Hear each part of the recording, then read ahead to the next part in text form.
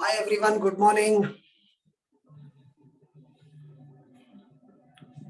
मेरी आवाज सुनाई दे रही है सबको? Yes, sir. Yes, sir. Yes, sir. Good morning, sir. Morning. I know it's Sunday today, but इसका कोई पर्याय नहीं है. हमारा जो ये वेकेशन बैच है 2 से 2.5 महीने का, इसमें सभी संडेज को आपके लेक्चर्स रहेंगे. मोस्टली बीच में अगर 2-3 दिन का ब्रेक मिला तो बात अलग है. बाकी नॉर्मली हम संडेज को भी लेक्चर रखते हैं. इवन रेगुलर बैच जो शुरू होगा हमारा जून में, उसमें भी संडेज को लेक्चर्स होंगे, क्योंकि पढ़ाई करनी है, पूरी डिटेल में करनी है, शिद्दत से करनी है. ओके, तो एक बात जानना चाहूंगा वंस अगेन आप सबसे, आप सब लोग SYGC अकाउंट्स के सिलेबस को लेकर क्लियर है? अकाउंट्स का सिलेबस सबको क्लियर हो गया? Yes, sir. कितने चैप्टर्स आने वाले हैं? टोटल 10. ठीक है. चैप्टर वाइज वेटेज भी क्लियर हो गया होगा, किस चैप्टर में से कितने मार्क्स का आएगा, और Yes, पेपर पैटर्न भी क्लियर हो गया. ठीक है. 2 वीडियोस हम YouTube पे ऑलरेडी अपलोड कर चुके हैं सिलेबस को लेकर. एक स्पेशल वीडियो बना है जिसमें पूरे 10 चैप्टर्स के बारे में थोड़ी थोड़ी जानकारी दी है, और दूसरा जो पिछली बार मैंने लेक्चर लिया था इंट्रोडक्शन, उसमें मैंने आपको चैप्टर वाइज वेटेज और पेपर पैटर्न बताया था, उसका भी वीडियो मैंने YouTube पे अपलोड कर दिया है, so that maximum students can achieve the benefits. Now, let's talk about the plan, study plan. बच्चों ये जो बैच है हमारा, just give me 1 second.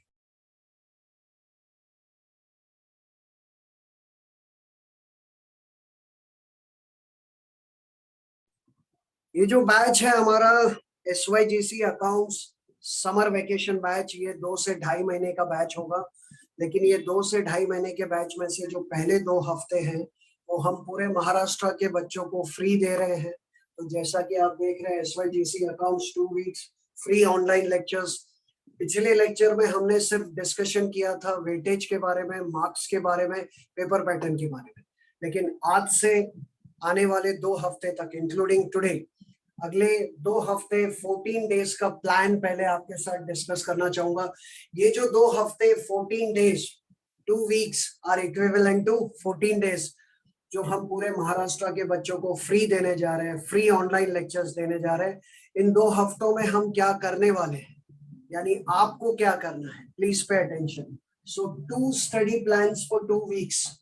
हमारे पास 2 स्टडी प्लान्स है 2 हफ्तों के लिए. 2 हफ्ते मतलब कितने दिन हो गए बच्चों? बोलोगे फटाफट? 14 दिन. 14 डेज. तो ये 14 डेज के 2 प्लान्स आपके सामने हैं. एक प्लान मैं एग्जीक्यूट करूंगा यहाँ पे ड्यूरिंग ऑनलाइन लेक्चर, दूसरा प्लान आपको घर पे एग्जीक्यूट करना है. Please pay attention. पहले इस प्लान को समझ लीजिए, उसके बाद हम पहला चैप्टर शुरू करेंगे. 2 स्टडी प्लान्स फॉर 2 वीक्स. पहला प्लान है ये जो 14 दिन के 14 डेज के फ्री लेक्चर्स हैं, इनमें मैं आपको सिखाने वाला हूँ अकाउंट्स का चैप्टर नंबर 1. और जो चैप्टर नंबर 1 हमारा है वो अकाउंट्स की बुक में चैप्टर नंबर 1 नहीं है. So please pay attention. हम लोग जो पहला चैप्टर सीखेंगे वो है अकाउंट्स का चैप्टर नंबर 7. सब लोगों के पास गवर्नमेंट टेक्स्ट बुक है? जरा देखिए गवर्नमेंट टेक्स्ट बुक में. Yes, sir. 7 का क्या नाम है? What is the name of chapter number 7? Bills of exchange. Of exchange. Okay, so during these 14 days, please pay attention.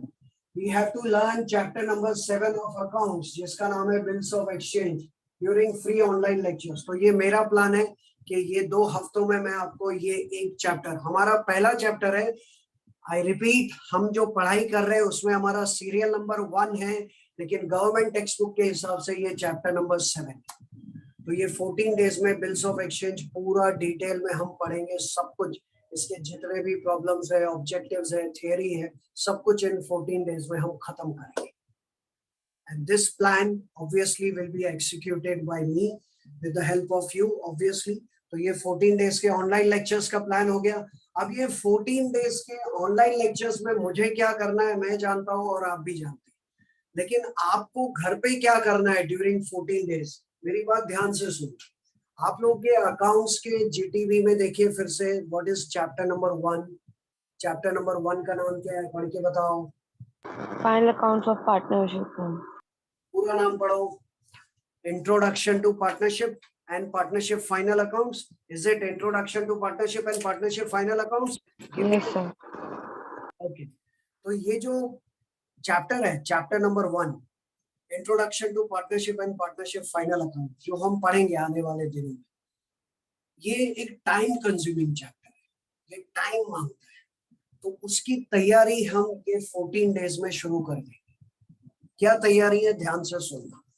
जब पहला लॉकडाउन हुआ था आज से 2 साल पहले, आपको भी याद होगा, मार्च में ही हुआ था, कुछ 22 मार्च के आसपास, 21-22 मार्च के आसपास, यस सर। 2020 में जब पहला लॉकडाउन हुआ था, क्लासेस वालों की हालत खराब हो चुकी थी, कोचिंग क्लासेस वालों की, पता नहीं क्या होगा, ऑफलाइन लेक्चर शुरू होंगे कि नहीं, ऑनलाइन का कोई प्रिपरेशन नहीं था। ओके, यानी I can say that we were jobless. और जब हम उस पीरियड में जॉबलेस थे, तो उस पहले लॉकडाउन के पीरियड में मैंने फाइनल अकाउंट्स के अकाउंटिंग ट्रीटमेंट को लेकर ये एक स्क्रिप्ट लिखी। ये 42 पेजेस की स्क्रिप्ट है, जिसमें फाइनल अकाउंट्स का पूरा अकाउंटिंग ट्रीटमेंट है। मेरी बात ध्यान से सुनना। क्या आप लोग मुझे ध्यान से सुन रहे हो?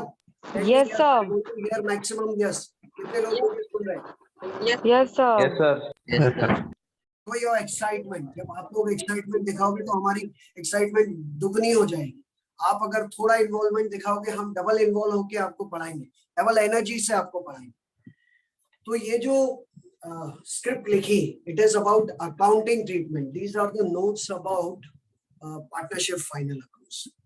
और ये नोट्स आपको कितनी मददगार साबित होगी, इन नोट्स को लिखने के बाद आपको पता चलेगा।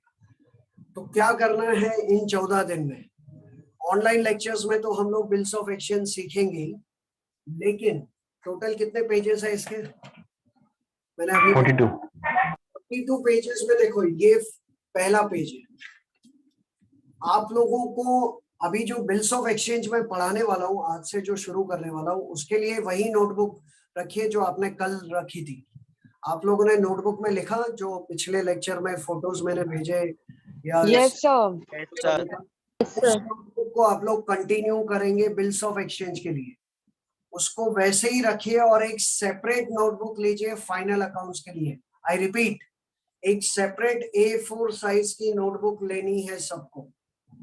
उस नोटबुक में मत लिखना जिसमें आप लोगों ने कल लिखे हैं वेटेज और मार्क्स, उसको वैसे ही रखो। Okay, sir. सेपरेट एक नोटबुक लीजिए 150 या 200 पेजेस की फाइनल अकाउंट्स के लिए। और अगर आप कोई भी नई नोटबुक लेते हो तो उसमें आपका फर्स्ट पेज राइट पेज ही आएगा लिखने के लिए। Yes, sir. Yes, sir. Right page पे आपको ये पहला पेज लिखना है। ये जो फर्स्ट पेज है ना, इसको मैंने पेज नंबर नहीं दिया है, और लास्ट पेज को भी पेज नंबर नहीं दिया है। So this is actually page number 1 and this is page number 42। तो ये 1 और 42 के बीच में कितने पेजेस हुए? 40। तो मैंने इस पेज नंबर 1 के बाद यहां से पेज नंबर देना शुरू किया है। अगर आपको दिखाई दे रहा है तो ये ध्यान से देखिए, यहाँ पे कॉर्नर में दिख रहा है पेज नंबर 1, दिख रहा है? Yes, sir. नंबर 2। तो बिल्कुल ऐसे ही आप जब एक फ्रेश नोटबुक लोगे तो उसके राइट पेज पे ये आपको लिखना है, दीज आर द इंस्ट्रक्शंस। और यहाँ से आपका पेज नंबर 2, 3 जो है वो यहाँ से स्टार्ट होगा। So write this on the right page, और अगले फेस टू फेस पेज पे आपको ये लिखना। ये जो भी आपको दिखाई दे रहा है आमने सामने पेजेस है, ये आपको बिल्कुल वैसे ही आमने सामने पेजेस पे लिखना है। सो फेस टू फेस क्यों? क्योंकि एक तरफ आपको ट्रेडिंग अकाउंट का फॉर्मेट मिलेगा, तो दूसरी तरफ आपको ट्रेडिंग अकाउंट से रिलेटेड पोस्टिंग्स मिलेंगे। एक बार क्लियर कर देता हूं फिर से। जो पहला पेज है वो आप यहाँ पे लिखोगे, और पहला पेज जिसको मैंने पेज नंबर नहीं दिया है, आई रिपीट, फर्स्ट पेज को मैंने पेज नंबर नहीं दिया है, सेकेंड पेज से मैंने पेज नंबर देना शुरू किया है। यानी पेज नंबर 1 इधर तो पेज नंबर 2 इधर। समझ गए? Yes, sir. फिर यहाँ पे आएगा पेज नंबर 3 एंड 4। इस 4. तरह से आपको लिखते लिखते लास्ट पेज जो है उसको मैंने पेज नंबर नहीं दिया है, वो इधर खत्म होगा। 42 उसको मैंने पेज नंबर नहीं दिया है, तो फर्स्ट और 42 को मैंने पेज नंबर नहीं दिया है। उसके बीच में जो 40 पेजेस है उनको 1 से लेकर 40 तक मैंने नंबर्स दिए। सो ये 14 डेज के अंदर, ये 14 डेज में आप लोग during online lectures bills of exchange पढ़ोगे और घर पे इन 14 डेज में आपको एक फ्रेश नोटबुक लेके, सेपरेट नोटबुक लेके ये 42 पेजेस लिखने हैं। 42 पेजेस लिखने हैं 14 डेज के अंदर। तो एक दिन में कितने पेजेस लिखोगे बच्चों? 3. 3 pages, 14 3s are 42, am I right? Yes, sir. Yes, sir. इसमें आपको ये 42 पेजेस लिखने हैं। दिन में 3 पेजेस तो कोई भी लिख सकता है, आप लोग भी लिख सकते हो। आप चाहो Yes, तो sir. एक दिन में 42 लिख सकते हो। मैं आपको एक दिन में या 2 दिन में 42 पेजेस लिखने के लिए नहीं बोल रहा हूँ। ये पूरे 14 डेज में जब तक हमारा बिल्स ऑफ एक्सचेंज चलेगा तब तक आपके फाइनल अकाउंट्स के नोट्स रेडी हो जाएंगे। सिर्फ देखो और कॉपी करो। समझ में आ रहा है नहीं आ रहा है उसकी चिंता मत करो। I will explain you, don't worry. You just have to follow my instructions. अगर आपको अच्छे मार्क्स लाने हैं, सफलता हासिल करनी है अकाउंट्स में, तो मेरे इंस्ट्रक्शंस को फॉलो कीजिए। जो जो होमवर्क करने को कहूंगा उसको ईमानदारी से कीजिए। अच्छे मार्क्स के साथ अच्छा नॉलेज मिलेगा। पहले अच्छा नॉलेज, बाद में अच्छे मार्क्स। तो per day you have to write 3 pages. ठीक है। अब सवाल ये उठता है कि आपको ये 42 पेजेस मिलेंगे कैसे? इन 42 पेजेस का पूरा पीडीएफ मैंने हमारे कुशल इंस्टीट्यूट के ऐप पे डाल दिया है। मैं आपको अभी बताता हूँ, जरा ध्यान से देखिए। आप लोगों ने ऐप चेक किया कुशल इंस्टीट्यूट का स्टडी मटेरियल फोल्डर, उसमें चेक किया बच्चों सबने? Yes, sir. Yes, sir.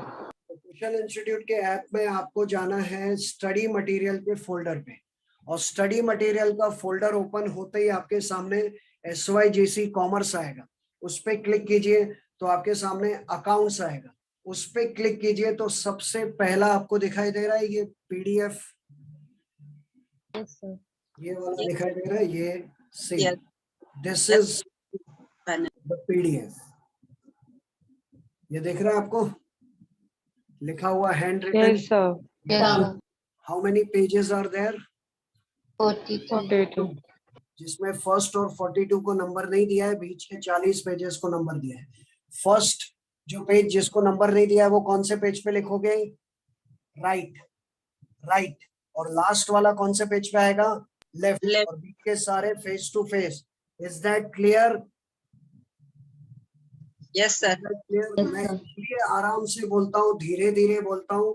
मैं फटाफट बोल के भी आपको समझा सकता हूँ कि आपको ये सब काम घर पे करना है, 42 डेज को 14 डेज में लिखना है, ऐसे बोल के भी अपना टाइम बचा सकता हूँ। लेकिन टाइम बचाना हमारा मकसद नहीं है। हमारा मकसद है आपको हर जानकारी क्लियर मिले। कहीं कहीं पे किसी को नेटवर्क इश्यू आ गया हो तो दोबारा जब रिपीट करूंगा तो वो सुन लेगा। तो आप लोगों ने सुन ली सारी बातें? Yes, sir. तो these are our 2 plans for the 2 weeks free online lectures. 2 हफ्ते के बाद क्या होगा वो हम 2 हफ्ते के बाद देंगे, क्योंकि इस 2 हफ्ते पूरे महाराष्ट्र के अलग अलग डिस्ट्रिक्ट से बच्चे हमारे साथ जुड़े हैं फ्री लेक्चर्स के लिए। प्लस इन लेक्चर्स को हम आगे पीछे YouTube पे भी अपलोड करते रहेंगे। आपके ऐप पे भी ये लेक्चर्स आ जाएंगे, लेकिन ऐप के लिए फिलहाल थोड़ा वेट करना है। फिलहाल स्टडी मटेरियल के लिए आपको जो ऐप है उसको फॉलो करना है एंड अकॉर्डिंगली आप घर पे अपनी नोटबुक में सारे नीट एंड क्लीन अच्छे अक्षरों में सारे नोट्स को लिखिए। अभी आपके पास टाइम है। अगर आप ये पूरे वेकेशन बैच में आप अच्छे से अपनी नोटबुक को मेंटेन करोगे, रेगुलर बैच में आपको बहुत हेल्प करेगा। एक और बात आपको बताना चाहूंगा, अभी आप सबका ये वेकेशन है, समर वेकेशन है।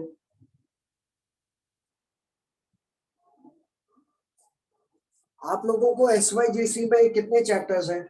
सॉरी, SYGC में कितने सब्जेक्ट्स हैं?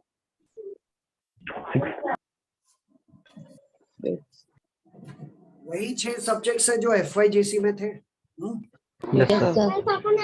किसी को EVS होगा या फिजिकल एजुकेशन, वो एक एक्स्ट्रा ग्रेड वाले छोड़ दे। तो जो आपके ये जो 6 सब्जेक्ट्स है उसमें से हम आपको कितने पढ़ाने वाले हैं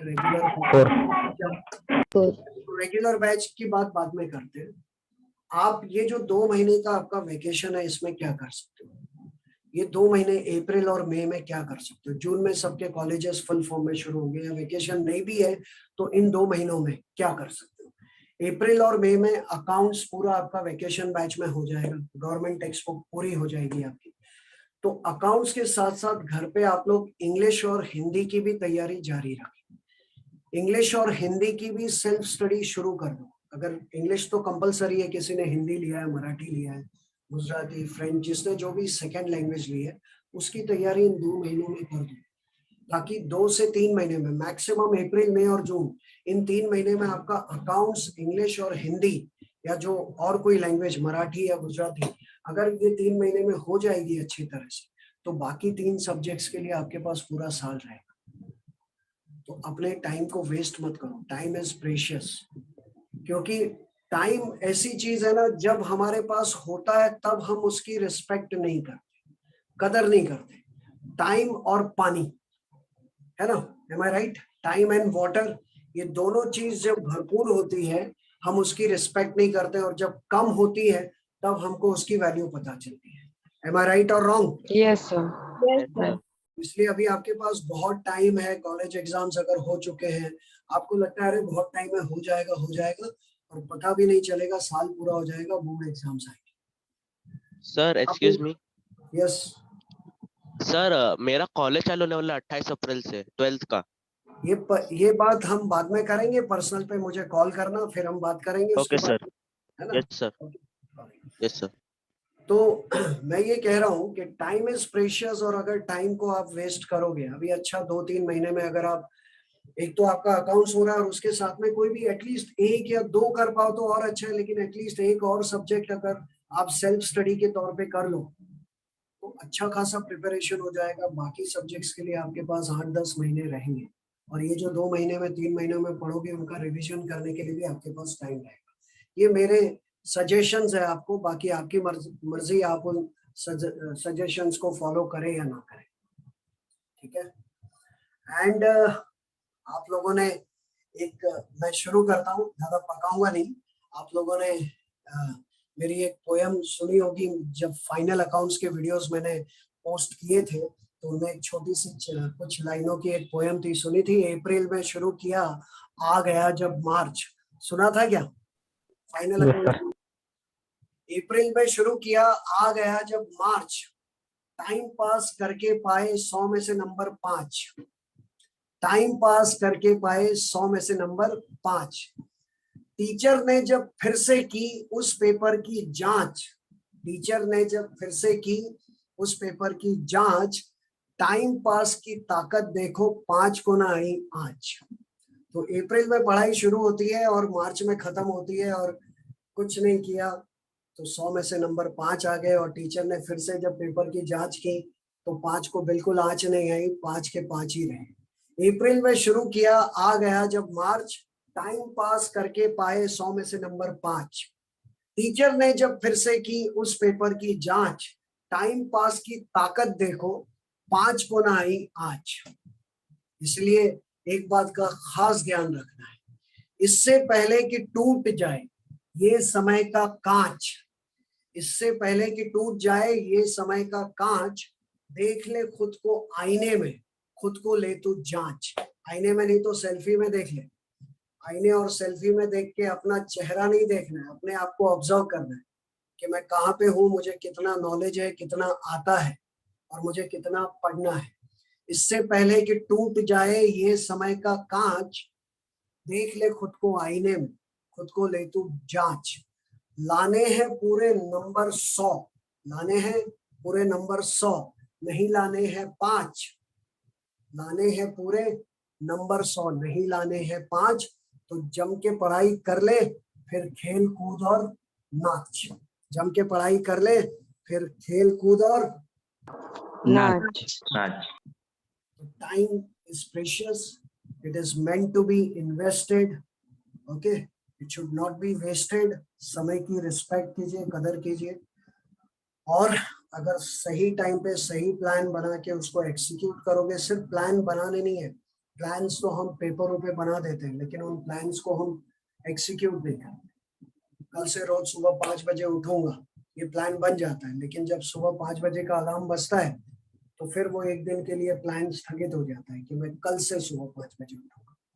होता है कि नहीं सबके साथ ऐसा, ज्यादातर लोगों के साथ? Yes, sir. ठीक है, तो ऐसा नहीं है। थोड़ा अब आप सब मैच्योर होने वाले हैं, मेजर बनने वाले हैं, साल भर में आप सब लोग 18 साल पूरे करोगे, मेजर बन जाओगे, सबको वोट देने का अधिकार मिल जाएगा, समझदार बन जाओगे। अभी आपके पेरेंट्स आपको कुछ भी कहें या मैं आपको कुछ भी कहूँ, आपको अपना भला बुरा खुद समझना है। You should know what is good and what is bad.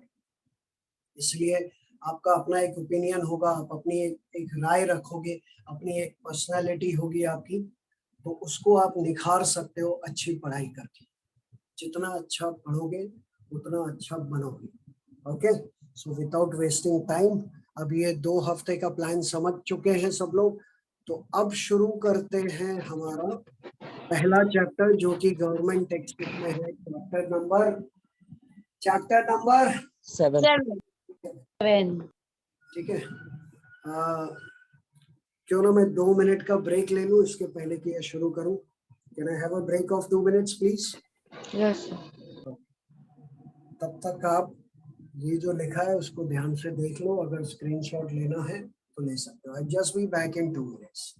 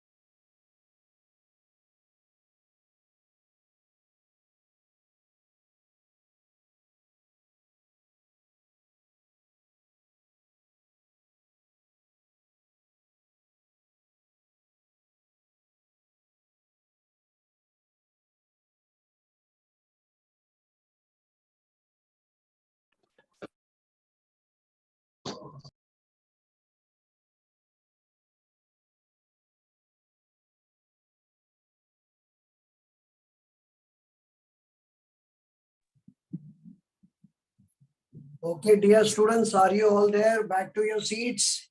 Yes, sir. Yes, sir. तो ये पहला प्लान जिसमें हम लोग आज एक चैप्टर शुरू करेंगे, चैप्टर नंबर 7, जिसका नाम है बिल्स ऑफ एक्सचेंज।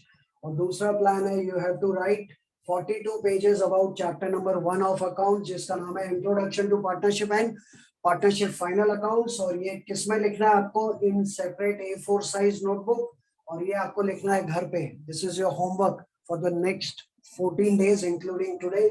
और कहां से मिलेगा ये आपको, from the PDF appearing in the study material folder of Kusal institute app.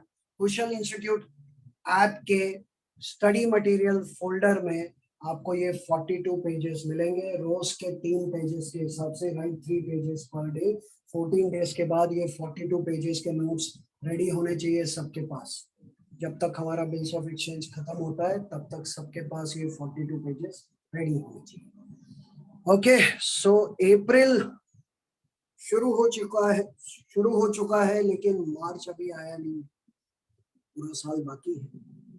और हमको टाइम पास नहीं करना है, हमको 100 में से 5 नंबर नहीं लाने, हमको पूरे नंबर लाने हैं, ठीक है। तो सिस्टमेटिक तरीके से अपने नोटबुक में ये स्क्रीनशॉट दे सकते हैं आप। मैं आपको फोटोज भी भेजूंगा, PDF में भी फोटोज आपको मिल जाएंगे। अपने नोटबुक को अच्छे से मेंटेन कीजिए। जो आप लोगों ने कल पिछले लेक्चर में जो भी आपको बताया गया था, वो जिस नोटबुक में लिखा है उसी नोटबुक को कंटिन्यू करना है। फाइनल अकाउंट्स के लिए अलग से नोटबुक बनाइए, लेकिन जो कल आप लोगों ने लिखा है पेपर पैटर्न, उस पेपर पैटर्न वाली नोटबुक में ये आपको लिखना है। Okay, but let me explain first. हम कोशिश करेंगे हर एक चैप्टर को लेकर आपको ज्यादा से ज्यादा इंस्ट्रक्शंस दें। गवर्नमेंट टेक्स्ट बुक में सारी थ्योरी है, उस थ्योरी को पढ़ के तो मैं एक्सप्लेन करूंगा ही आपको, लेकिन नोटबुक में भी कुछ थ्योरी आपको लिखनी पड़ेगी।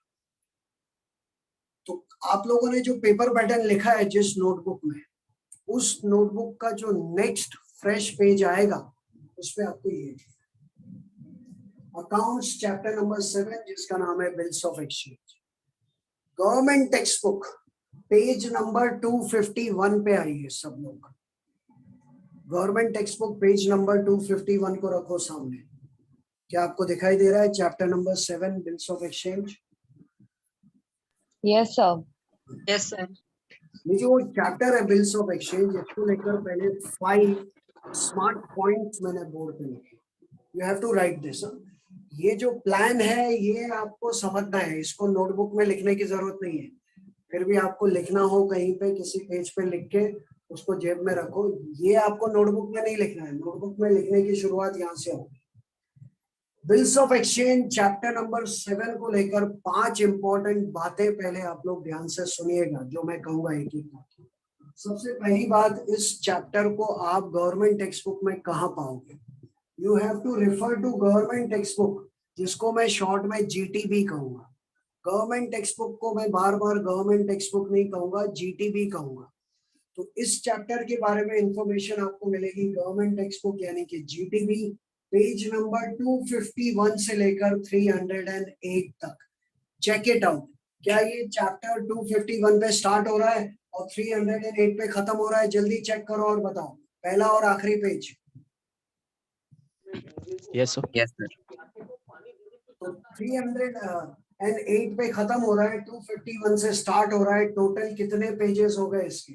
टोटल हो गए 58 पेजेस, क्योंकि हम 51 को भी गिनेंगे तो 51 से लेकर 300 तक 50 पेजेस हो गए आपके, और उसके अलावा और 8 पेजेस। टोटल बच्चों 58 पेजेस का ये चैप्टर है। गवर्नमेंट टेक्स्ट बुक में 58 पेजेस है। सबसे पहले ये बात आपको नोट करनी है और आपने नोट कर ली। Point number 1। पॉइंट नंबर 2, आप सबको पेपर पैटर्न क्लियर है? अगर क्लियर है तो मुझे बताओ, बोर्ड एग्जाम में जो पहला क्वेश्चन आएगा, क्वेश्चन नंबर 1, वो क्या होगा? क्वेश्चन नंबर 1 क्या होगा? Rewrite the following. नहीं, आई am asking question number 1, ABCD नहीं। Question Objective number 1 will be Objective. Objective oriented questions होंगे उसमें। 5-5 मार्क्स के 4 क्वेश्चंस होंगे उसमें। यस नो तो बोलो फटाफट। Yes sir. Yes, sir. ये जो 5-5 मार्क्स के 4 क्वेश्चंस है उसमें से कोई भी किसी भी दो में 1-1 मार्क के 2 क्वेश्चंस बिल्स ऑफ एक्सचेंज में से आ सकते हैं। लेकिन कभी कभी ये भी हो सकता है कि 1-1 मार्क के 2 क्वेश्चन नहीं आए, बल्कि 5 मार्क्स का एक बड़ा क्वेश्चन आ जाए। Format of bills of exchange, यानी ये थोड़ी अनसर्टेनिटी है बच्चों बिल्स ऑफ एक्सचेंज के ऑब्जेक्टिव्स को लेकर। Please pay attention. ऑब्जेक्टिव्स आएगा बोर्ड पेपर क्वेश्चन नंबर 1 में, या तो 2 मार्क्स के ऑब्जेक्टिव्स आएंगे या फिर 5 मार्क्स के। समझ में आ रहा है क्या बोल रहा हूँ? अगर 2 मार्क्स के आए तो एक मार्क के 2 क्वेश्चन आपको कहीं भी मिल सकते हैं, फिल इन द ब्लैंक्स, या फिर ट्रू फॉल्स विथ रीजंस में आ गया, वो तो हालांकि 2.5 मार्क्स का है, या फिर find the odd one out, या कंप्लीट द सेंटेंस, या आंसर द फॉलोइंग सेंटेंस, कहीं भी। या तो आपको एक मार्क के 2 क्वेश्चन आ सकते हैं इसमें से, या फिर एक पूरा बड़ा क्वेश्चन आ सकता है 5 मार्क्स का, जिसमें आपको कहा जाएगा कि बिल ऑफ एक्सचेंज को ड्रॉ कीजिए, ड्रॉ द फॉर्मेट और specimen of bill of exchange. समझ में आया क्या बोला मैंने ऑब्जेक्टिव को लेकर? Yes, Yes, sir.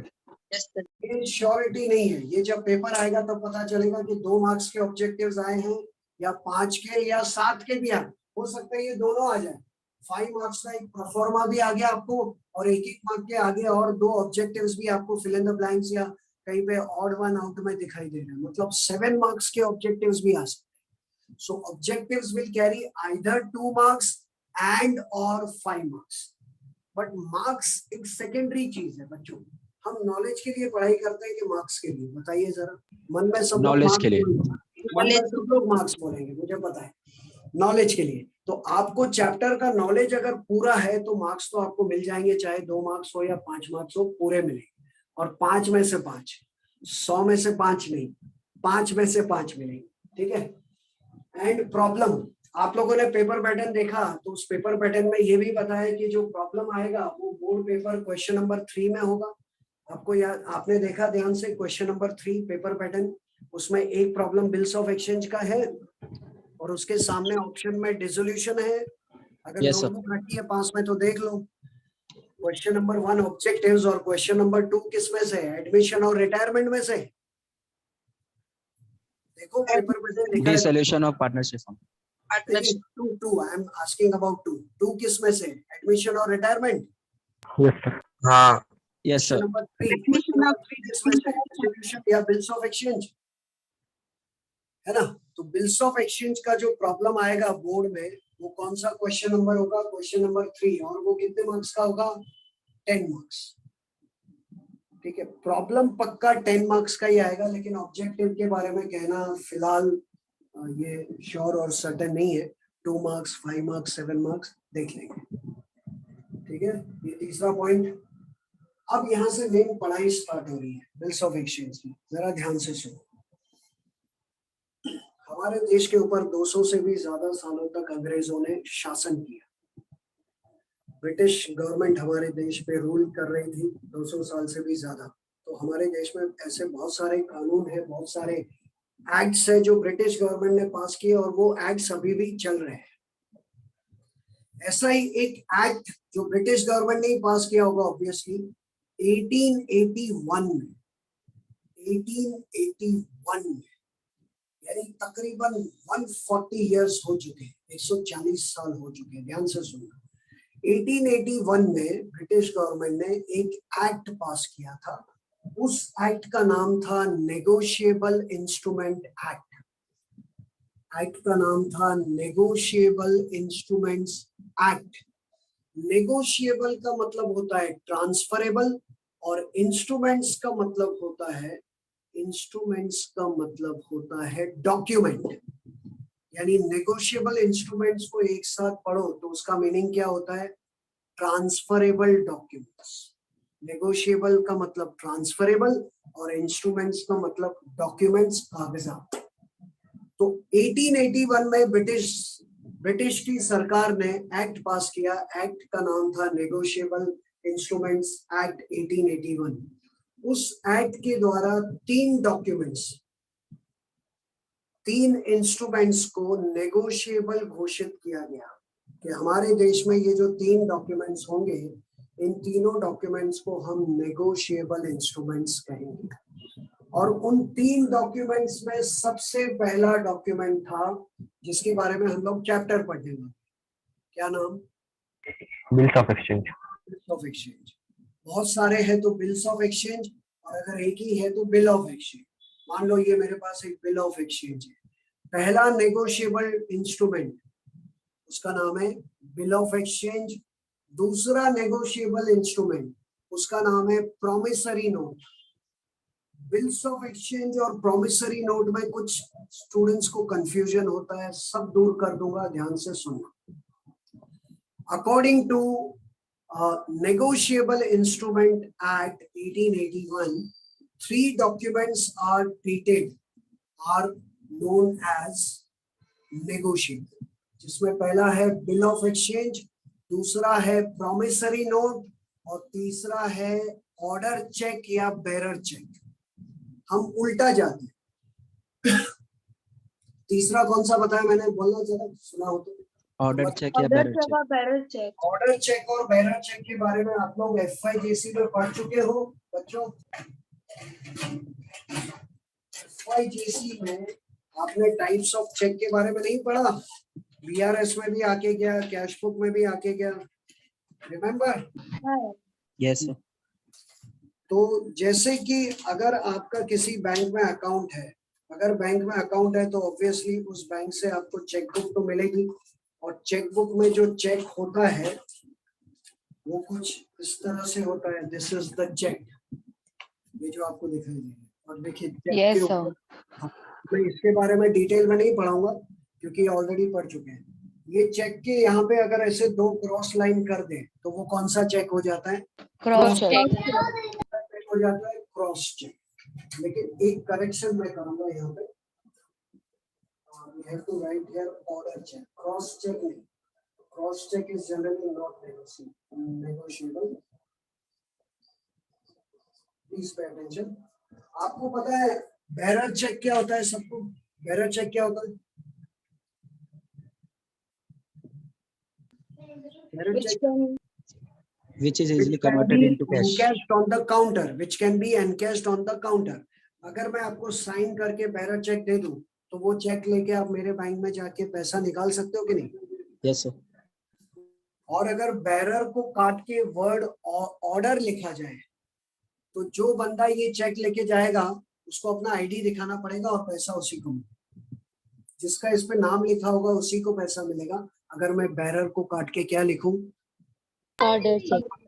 तो बेरर चेक और ऑर्डर चेक FYJC में पढ़ चुके हैं। अगर आप बेरर या ऑर्डर चेक इश्यू कर रहे हो, क्रॉस चेक नहीं, क्रॉस चेक यहाँ पे लिखा था, मैंने कट कर दिया, क्रॉस चेक नहीं, बेरर चेक और ऑर्डर चेक अगर आप किसी को दे रहे हो तो उसको कहा जाता है नेगोशिएबल इंस्ट्रूमेंट। क्या कहा जाता है?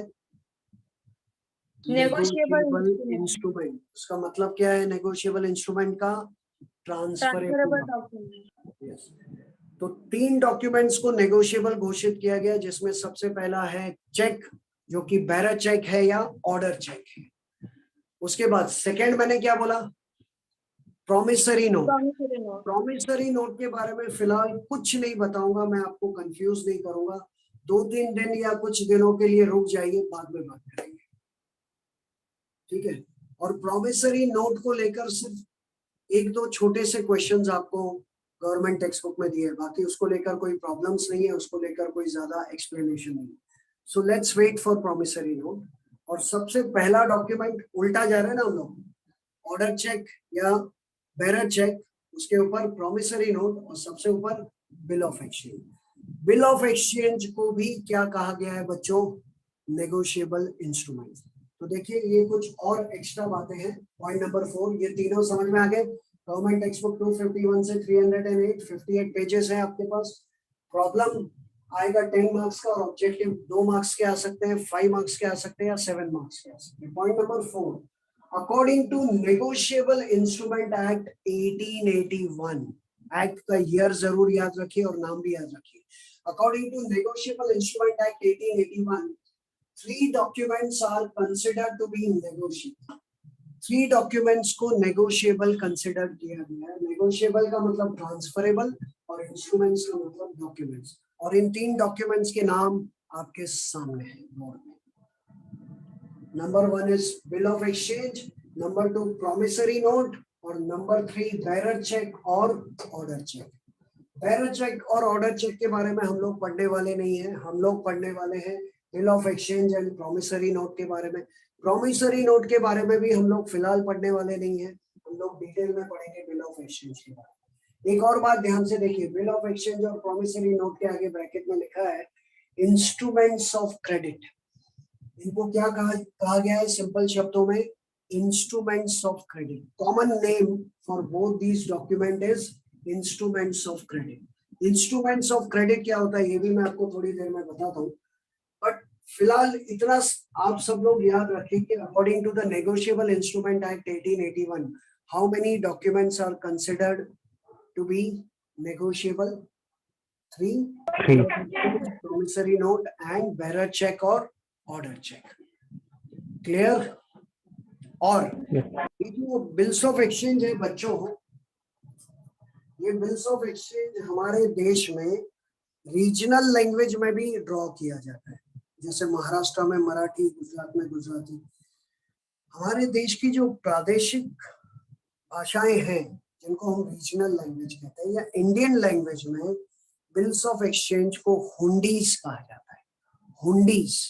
Please pay attention. One more. In India instruments of credit are popularly known as hundis. Instruments of credit दो है, bill of exchange and promissory note. इन दोनों को इंडियन लैंग्वेज में किस नाम से पुकारा जाता है बच्चों? किस नाम से पुकारा जाता है? Hundi. So these are the 5 smart points about bills of exchange. All 5 points clear? Yes, sir. ठीक है. अब एक नोट लिखिए. नोट है क्योंकि हमें इन दोनों के बारे में पढ़ना है. बेरर चेक, ऑर्डर चेक तो हो गया. ये दोनों में डिफरेंस क्या है? Of course bills of exchange and promissory note, ये दो डॉक्यूमेंट्स, ये दोनों डॉक्यूमेंट सेम नहीं है, ये दोनों अलग अलग है. पहले मैं आपको पूरा बिल्स ऑफ एक्सचेंज सिखाऊंगा. बिल ऑफ एक्सचेंज कैसा दिखता है, उसमें क्या लिखता है, वो सब सीखेंगे. कुछ प्रैक्टिस करेंगे, कुछ प्रॉब्लम्स करेंगे और फिर थोड़े दिन के बाद बताऊंगा कि प्रॉमिसरी नोट क्या होता है. बट बच्चों bills of exchange and promissory note दोनों अलग टाइप के डॉक्यूमेंट्स है. दोनों के जो कंटेंट्स होते हैं उनके अंदर लिखी जाने वाली बातें भी अलग अलग होती है, लेकिन उन दोनों का अकाउंटिंग ट्रीटमेंट सेम है. यानी उन दोनों से रिलेटेड जो जर्नल एंट्रीज है ना वो जनरली सेम है. मतलब अगर बिल्स ऑफ एक्सचेंज का कोई प्रॉब्लम आया तो भी वही एंट्रीज होगी और प्रॉमिसरी नोट का प्रॉब्लम आया तो भी वही एंट्रीज होगी. लेकिन हमको प्रॉमिसरी नोट से रिलेटेड एक भी प्रॉब्लम गवर्नमेंट टेक्स्ट बुक में या सिलेबस में नहीं है. हमको सारे प्रॉब्लम्स जो दिए हैं वो किससे रिलेटेड है? Bills of exchange. ठीक है. एक नोट लिखी है, उसको आप लोग देखें ध्यान से. Bills of exchange and promissory notes are different from each other. Bills of exchange और promissory note same नहीं है. They are different from each other, but their accounting treatments and entries are generally the same. तो अगर आगे further studies करोगे, professional studies करोगे, कोई CA की पढ़ाई करेगा, CS या accounting का कोई अलग से कोर्स करेगा, तो उसमें अगर promissory note का कोई प्रॉब्लम आया तो भी वही एंट्रीज होगी और बिल्स ऑफ एक्सचेंज का है तो भी वही एंट्रीज होगी. लेकिन दोनों डॉक्यूमेंट्स दिखते अलग अलग हैं और उसके जो कंटेंट्स है वो भी अलग अलग है. तो इसलिए पहले मैंने कहा ना, मैं पहले आपको पूरा बिल्स ऑफ एक्सचेंज के कंटेंट सिखा दूं, उसकी प्रैक्टिस कर लो, फिर मैं आपको एक ही लेक्चर में बता दूंगा कि प्रॉमिसरी नोट कैसा है, कैसा दिखता है. ये क्लियर हुआ? बाकी अगर इन दोनों में क्या डिफरेंस है, बिल्स ऑफ एक्सचेंज और प्रॉमिसरी नोट में क्या डिफरेंस है, वो आपको जानना है तो इंटरनेट पे या गूगल पे आप सर्च कर सकते हो. So you can search it on internet. एक लिंक तो बच्चों मेरे पास भी है, अभी मैं आपको ग्रुप पे भेजता हूँ. लेकिन आज का आज पढ़ोगे तो आपको शायद ही समझ में आएगा. आप उसको थोड़े दिन के बाद पढ़ो. अभी मैं ग्रुप पे भेज रहा हूँ. देखो मिला क्या? आया कोई नोटिफिकेशन ग्रुप पे, व्हाट्सएप ग्रुप पे? Yes sir. Bill of exchange versus promissory notes. What is the difference between bill of exchange and promissory note? आज का आज पढ़ के देखो, समझ में आए तो ठीक, नहीं तो एक हफ्ते बाद पढ़ना, पक्का समझ में आए. जनरल डिफरेंस ये है कि बिल्स ऑफ एक्सचेंज ज्यादातर इंटरनेशनल ट्रेड में यूज होता है, फॉरेन ट्रेड, और जो प्रॉमिसरी नोट है वो ज्यादातर डोमेस्टिक ट्रेड में यूज होता है. दो टाइप के ट्रेड पता है सबको, FIGC में पढ़ के आए सब लोग? Yes, sir. Two types of trade are Internal trade and external trade. Trade and external. Internal trade का दूसरा नाम होम ट्रेड या डोमेस्टिक ट्रेड है, और एक्सटर्नल ट्रेड का दूसरा नाम फॉरेन ट्रेड या इंटरनेशनल ट्रेड है। इंटरनेशनल। तो ज्यादातर bills of exchange international trade में, इंपोर्ट एक्सपोर्ट में, एक बायर किसी और कंट्री में है, सेलर किसी और कंट्री में, तो वहाँ पे एक दूसरे पे बिल्स ऑफ एक्सचेंज वो लोग ड्रॉ करते हैं, और एक ही कंट्री में है तो प्रॉमिसरी नोट से काम चल जाता है। लेकिन दोनों डॉक्यूमेंट्स की अकाउंटिंग ट्रीटमेंट्स और एंट्रीज सेम है।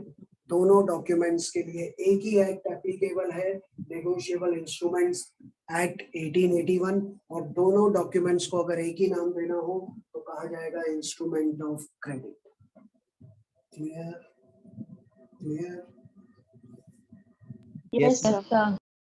तो अब आप लोग इसका स्क्रीनशॉट ले सकते हो, मैं आपको फोटोज दे दूंगा व्हाट्सएप ग्रुप पे और ऐप पे, लेकिन फिलहाल इसका स्क्रीनशॉट ले लीजिए और you have to write it at home.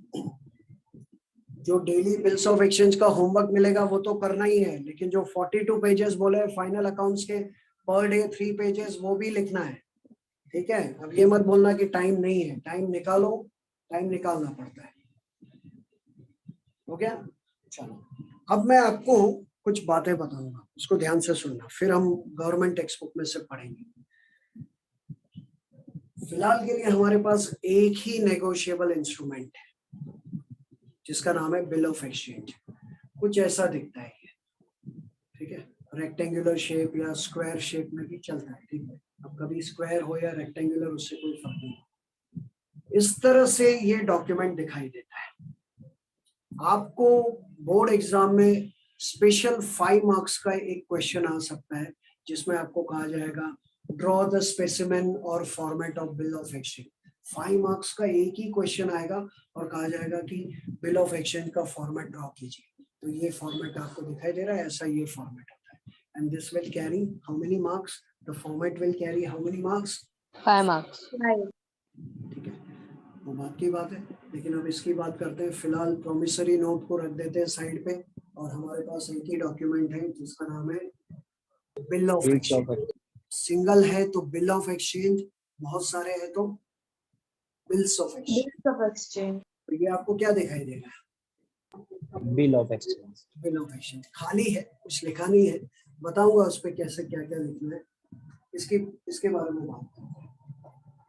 बच्चों, ये पूरी दुनिया उधारी पे चलती है, आजकल उधारी का जमाना है। अगर आप 100% कैश पे बिजनेस करना चाहोगे तो बहुत कम चलेगा। कैश पे वो बिजनेस चलते हैं जो हाईली डिमांडेड है, जैसे रेस्टोरेंट है, खाने पीने की चीजें हैं, फ्रूट्स एंड वेजिटेबल्स हैं, छोटी मोटी चीजें, सस्ती चीजें, वो कैश पे चलेगी। लेकिन ज्यादातर एक बिजनेसमैन दूसरे बिजनेसमैन के साथ डीलिंग करता है तो वो क्रेडिट पे करता है। तो credit has become the essence of the business. आजकल ईएमआई का जमाना है। आप अगर एक टीवी खरीदने जाते हो इलेक्ट्रॉनिक्स के शोरूम में, टीवी की वैल्यू 50,000 रुपए है, और वो इलेक्ट्रॉनिक्स की दुकान वाला आपको कहेगा कि आपको 50,000 पूरे एक साथ पे करने हैं, तो आप उसके पास से शायद ना खरीदो। लेकिन वो कहेगा 50,000 का टीवी है सर, आप डाउन पेमेंट कीजिए 5 या 10,000 और फिर हर महीने आपको 2-2 हजार पे करने, तो आप टीवी तुरंत खरीदोगे। यानी कि इलेक्ट्रॉनिक शोरूम वाले अगर कैश पे टीवी बेचना चाहेंगे तो दिन में मुश्किल से 2 या 3 टीवी बेचेंगे, लेकिन ईएमआई पे बेचना चाहेंगे तो दिन में 20 या 30 टीवी बेच सकते हैं कि नहीं? Am I right? Yes, Yes, sir. तो ईएमआई पे चीजें बेचना मतलब वो क्रेडिट ही है ना, वो उधारी है ना। तो जैसे मैंने कहा कि दुनिया उधारी पे ही चलती है, लेकिन बिजनेस तो ज्यादातर उधारी पे ही चलता है, क्रेडिट ट्रांजैक्शन।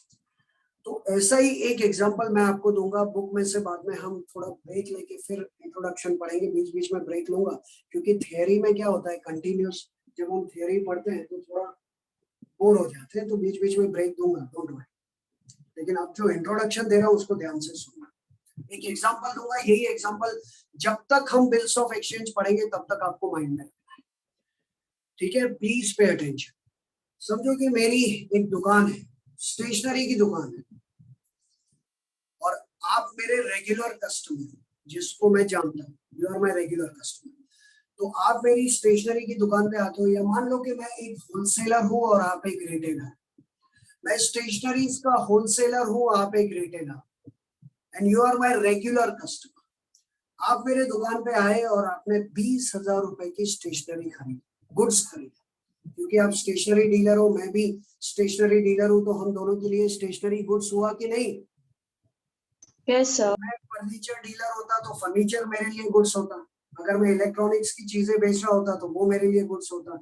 जिसमें हम डील करते हैं, जो सामान दुकान पे रखा है बेचने के लिए, उसको गुड्स कहते हैं। तो आप मेरे पास आके 20,000 रुपीज का गुड्स खरीदते हो, 20,000 रुपए का गुड्स आपने खरीदा उधारी में, क्रेडिट पे, because you are my regular customer. जब उधारी में गुड्स को बेचा जाता है तो उसका डॉक्यूमेंट्री एविडेंस क्या है, उसका प्रूफ क्या है, आप बता सकते हो? FIDC में पढ़ के आए बच्चे, जब उधारी में गुड्स बेचा जाता है तो क्या डॉक्यूमेंट बनता है? इनवॉइस। क्या बनता है? इनवॉइस। आपने सुना है inward invoice, outward invoice, subsidiary books, purchase book, sales book. Yes, sir. Sir. Yes, sir. आप जब मेरे पास से 20,000 रुपए का गुड्स खरीदोगे उधारी में, तो मैं आपके नाम का क्या बनाऊंगा? इनवॉइस। इनवॉइस इस बात का सबूत है कि मैंने आपको 10,000 रुपए का गुड्स उधारी में बेचा।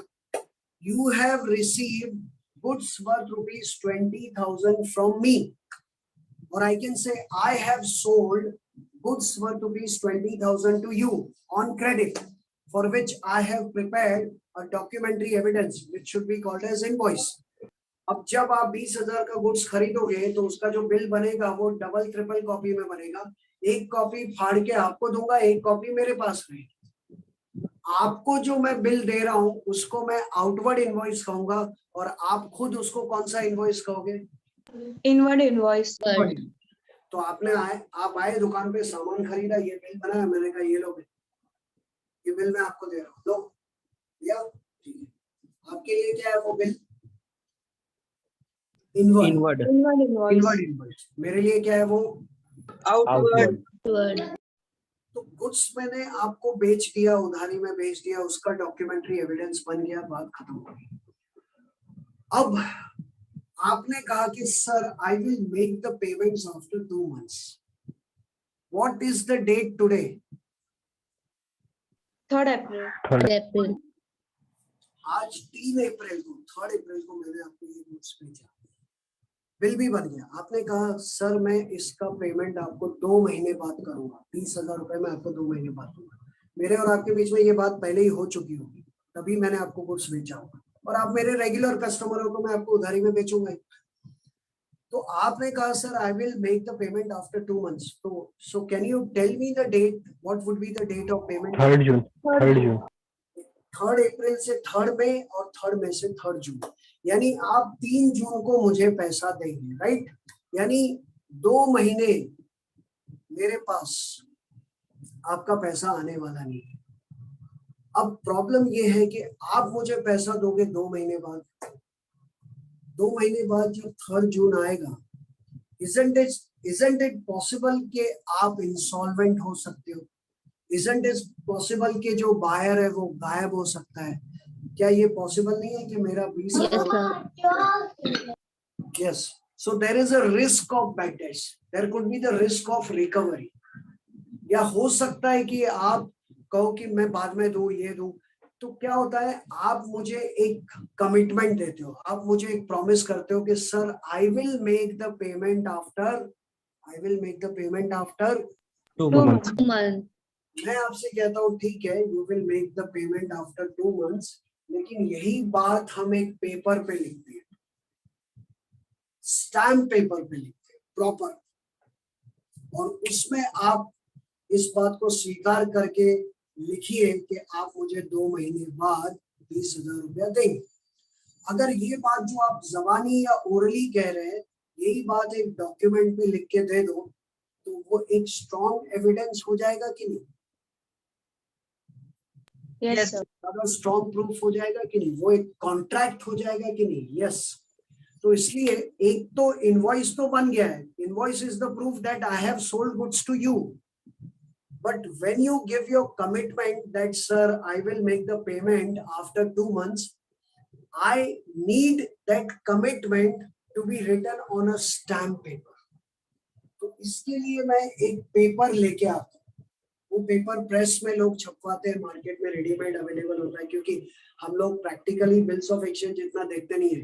मैंने कहा ना, ज्यादातर इंटरनेशनल ट्रेड में इशू किया जाता है. तो मैं एक डॉक्यूमेंट लेके आता हूँ और उस डॉक्यूमेंट का नाम है Bills of exchange. Bill of exchange. मैं इस डॉक्यूमेंट में मैं who am I, Owner. Seller, who are you, Retailer. Buyer. Buyer. I am the seller, you are the buyer. And I am the creditor, you are the debtor. Creditor, debtor का मतलब पता है ना सबको. Yes, sir. मैं आपसे पैसा मांग रहा हूँ तो मैं कौन? क्रेडिटर. Creditor. और आप क्या हो गए? मेरे डेटर. Debtor.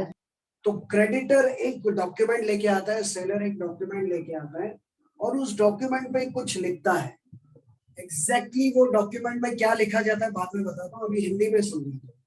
मैं लिखूंगा, आपका नाम लिखूंगा और कहूंगा सपोज मैं हूं मिस्टर एक्स और आप हैं मिस्टर वाई. सेलर और क्रेडिटर कौन है? Mister X. और बायर और डेटर कौन है? Mister Y. और ये डॉक्यूमेंट कौन लेके आया? Mister x. मिस्टर एक्स ने कहा मिस्टर वाई 2 महीने बाद आप मुझे 20,000 रुपया दोगे उस गुड्स के जो मैंने आपको बेचा है. क्योंकि मैंने आपको 20,000 रुपए का गुड्स बेचा है, इसलिए 2 महीने बाद आप मुझे 20,000 रुपया दोगे. ऐसा मैं लिखूंगा इसमें बिल ऑफ एक्सचेंज में. और फिर ये मैं आपको दूंगा, मैं साइन कर दूंगा, फिर आपको दूंगा. आप इस पे लिखेंगे एक्सेप्टेड. क्या लिखेंगे? एक्सेप्टेड. क्या लिखेंगे? Accepted. Accepted. साइन करोगे. यानी मैंने आपको ऑर्डर दिया कि मिस्टर वाई 2 महीने बाद 20,000 रुपया मुझे दो, तो आपने उस ऑर्डर को क्या किया? Accept. Sign किया. Indian contract act 1872, Indian contract act 1872 कहता है कि जब स्टैम्प पेपर पे कोई किसी को प्रस्ताव देता है और उस प्रस्ताव को वो सामने वाला मंजूर करता है तो वो कॉन्ट्रैक्ट हो जाता है. तो मैंने क्या प्रस्ताव रखा कि आप मुझे 2 महीने बाद 20,000 रुपया दो, और आपने उस प्रस्ताव पे क्या लिखा? एक्सेप्टेड. समझ में आया? Yes, sir. यानी आपने वो चीज एक्सेप्ट कर ली कि आप मुझे पैसा दोगे, और फिर इसके ऊपर स्टैंप लगेगा, मेरी भी सिग्नेचर होगी, आपकी भी सिग्नेचर होगी, और ये एक लीगल एविडेंस बन जाएगा, कानूनी सबूत बन जाएगा कि 2 महीने बाद 3 अप्रैल को आपको मुझे 20,000 रुपए देने हैं. इस डॉक्यूमेंट का क्या नाम है? क्या नाम है? Bill of exchange. Bill of exchange. समझ में आया? क्या ये डॉक्यूमेंट्री एविडेंस स्ट्रॉन्ग एविडेंस नहीं होगा? Yes, sir. Yes, sir. इसलिए कोई कहे कि मैं आपको 2 महीने बाद 3 महीने बाद इतना पैसा देता हूँ, ठीक है, भरोसा है, वो बात अलग है. लेकिन अगर बड़ा अमाउंट है और बाहर किसी और कंट्री में, सेलर किसी और कंट्री में, तो बेटर है कि आप उसके ऊपर बिल ड्रॉ करके उसकी साइन ले लो कि हाँ एक्सेप्टेड, मैं आपको पैसा दे दूंगा. तो वो ज्यादा स्ट्रॉन्ग एविडेंस हो जाता है. कल को उठ के वो पैसा ना दे तो आप उसको कोर्ट में सबूत के तौर पे पेश कर सकते हैं. सो इसलिए ये एक स्ट्रॉन्ग क्रेडिट इंस्ट्रूमेंट है जिसका नाम है बिल ऑफ एक्सचेंज. लेकिन अगर सामने वाले ने इस पे एक्सेप्टेड नहीं लिखा तो इसकी कोई वैल्यू नहीं है. इसको खाली ड्राफ्ट कहेंगे. क्या कहेंगे इसको? Draft. ड्राफ्ट. अगर आपने एक्सेप्टेड नहीं लिखा तो क्या ये वैल्यू है इसकी? नहीं. No. हमारे मुस्लिम भाई बहन अगर है कोई तो ध्यान से सुने. आप मुस्लिम रिलीजन में जब शादियां होती है तो दूल्हा दुल्हन दोनों को क्या बोलना पड़ता है? कबूल है. कबूल है. तो what do you mean by कबूल है? Accepted. Accepted. The proposal is given कि आप इनको अपना पति स्वीकार करते हो, आप इनको अपनी पत्नी स्वीकार करते हो, दोनों अपनी तरफ से क्या बोलते हैं? Accept. कबूल है। उसको इंग्लिश में ट्रांसलेट करो तो क्या हो गया? Accept. अगर दोनों में से एक अगर एक्सेप्टेड ना बोले तो क्या शादी जायज मानी जाती है? No. जायज माना जाता है? नहीं। तभी तो वो मैरिज कॉन्ट्रैक्ट हो जाता है। आपको पता है ना, मैरिज इज अ कॉन्ट्रैक्ट। आपको पता है ना, marriage is a contract. Yes, sir. Yes, sir. यानी कॉन्ट्रैक्ट एक ऐसी चीज है जिसमें प्रस्ताव यानी प्रपोजल भी होता है और उसका स्वीकारना यानी एक्सेप्टेंस भी। तो जब तक आप एक्सेप्टेड लिख के साइन नहीं करोगे, एक्सेप्टेड वर्ड नहीं लिखना चलता है, कभी कभी सिर्फ साइन भी करते लोग, तब तक ये वैलिड डॉक्यूमेंट या लीगल डॉक्यूमेंट नहीं होगा। इसको सिर्फ क्या कहेंगे? ड्राफ्ट। मेरा फ्लैट मैं आपको बेचता हूँ और उसका एग्रीमेंट बनवाता हूँ, वकील साहब ने एग्रीमेंट बना के रेडी कर दिया, ना उसमें अभी तक मैंने साइन किए ना आपने साइन किए, क्या कहा जाएगा उस एग्रीमेंट को? एग्रीमेंट के ड्राफ्ट? Draft. Draft. वो खाली एक ड्राफ्ट है। जब तक उसके ऊपर साइन लग के उसमें स्टैम्प नहीं लगी तब तक वो लीगल डॉक्यूमेंट है। समझ में आया बिल ऑफ एक्सचेंज क्या है? Yes. जो क्रेडिटर क्रेडिटर को लिखित पेपर पे ऑर्डर देता है कि भाई इतने टाइम बाद आप मुझे इतना पैसा दोगे, किस बात के? जो आपने मुझसे चीज खरीदी है उस बात के। आप मुझे किस बात के 20,000 रुपए दोगे? किस बात के? आपने गुड्स खरीदा है ना मेरे पास से 20,000 का, तो उसकी कीमत दे रहा हूँ ना, फुकट के थोड़ी दे रहा हूँ। क्या मैं आपसे उधार ले रहा हूँ? क्या मैं आपसे लोन ले रहा हूँ? क्या आप मुझे ऐसे ही पैसे दे रहे हो या कुछ मिला है आपको मुझसे? 20,000 रुपए की स्टेशनरी मिली है कि नहीं? गुड्स मिला है कि नहीं? Yes, sir. कॉन्ट्रैक्ट की और एक खास बात, कॉन्ट्रैक्ट सही तब होता है जब दोनों को के बीच में कुछ लेन देन हो। तो आप ये वादा तभी मुझे करोगे जब आपको मुझसे कुछ मिलेगा। मैं आपको पढ़ाता हूँ और उसकी आप मुझे फीस दें, तो मुझे क्या मिलता है? फीस। और आपको क्या मिलता है? सर्विस और नॉलेज। तो जब तक दोनों के बीच में गिव एंड टेक नहीं होगा तब तक वो वैलिड कॉन्ट्रैक्ट नहीं है। तो ये बिल ऑफ एक्सचेंज इसको कहते हैं। Is that clear?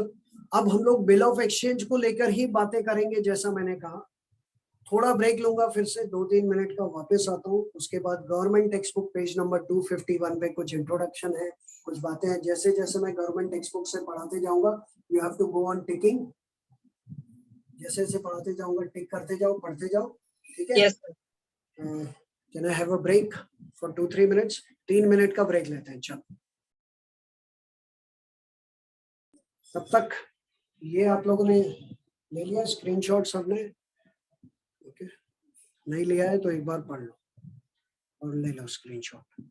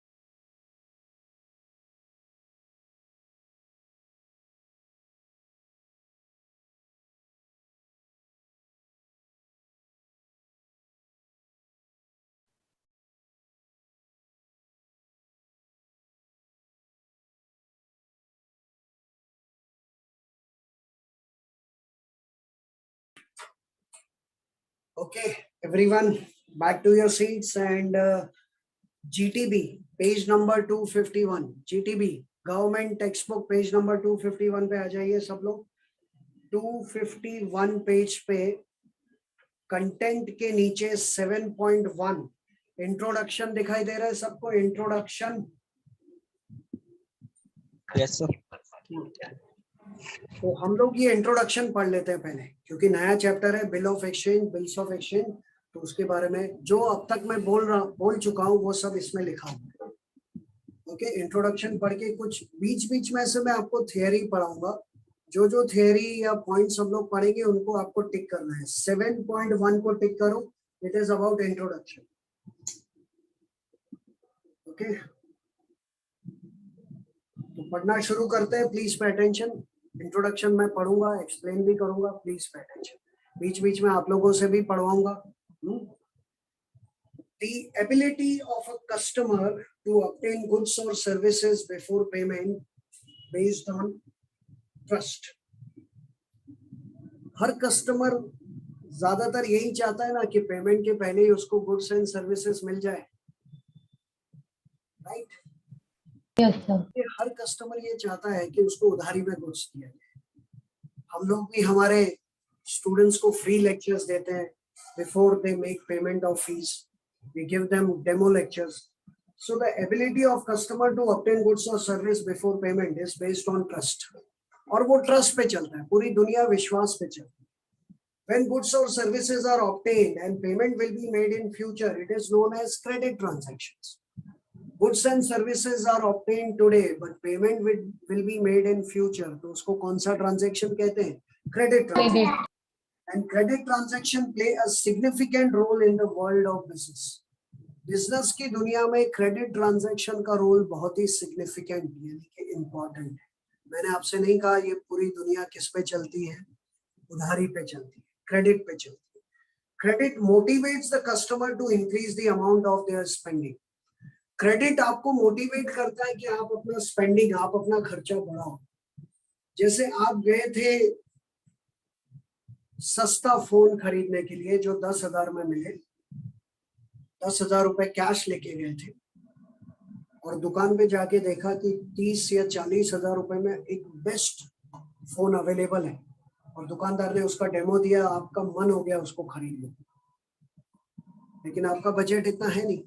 अगर बजट नहीं है तो वैसे भी आपको खरीदना नहीं चाहिए, लेकिन अगर आपका बजट है, भले इस वक्त आपके पास 10,000 रुपए है, लेकिन आने वाले कुछ दिनों में आपके पास पैसे आने वाले, तो आप वो 40,000 का फोन भी खरीद सकते हो अगर वो दुकानदार आपसे कहे कि सर 5,000 अभी दो और बाकी 2,000 एक महीना, या 5,000 अभी दो फिर अगले महीने 5,000 फिर उसके अगले महीने। तो ये जो क्रेडिट है ये हमको मोटिवेट कर कि चलो ना, पैसा कौन सा आज देना है, एक बार हमारे पास फोन तो आ जाएगा, टीवी तो आ जाएगा, फ्रिज तो आ जाएगा, कार तो आ जाएगी।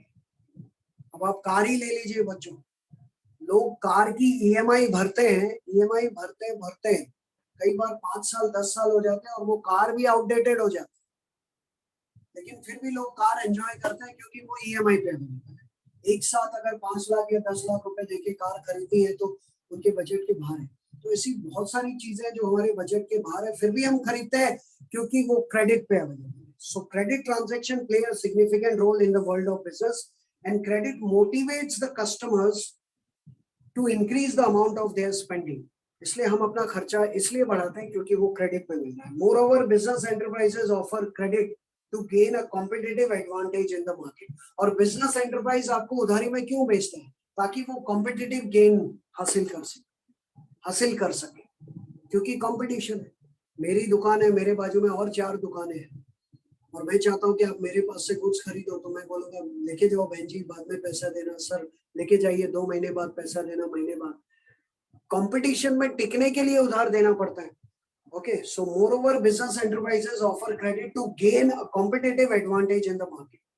तो आप एक कॉम्पिटिटिव एडवांटेज उठा सकते हो, ज्यादा से ज्यादा कस्टमर आपके पास आए, आपके कॉम्पिटिटर के पास ना जाए, उसके लिए आप उनको उधारी देते हो।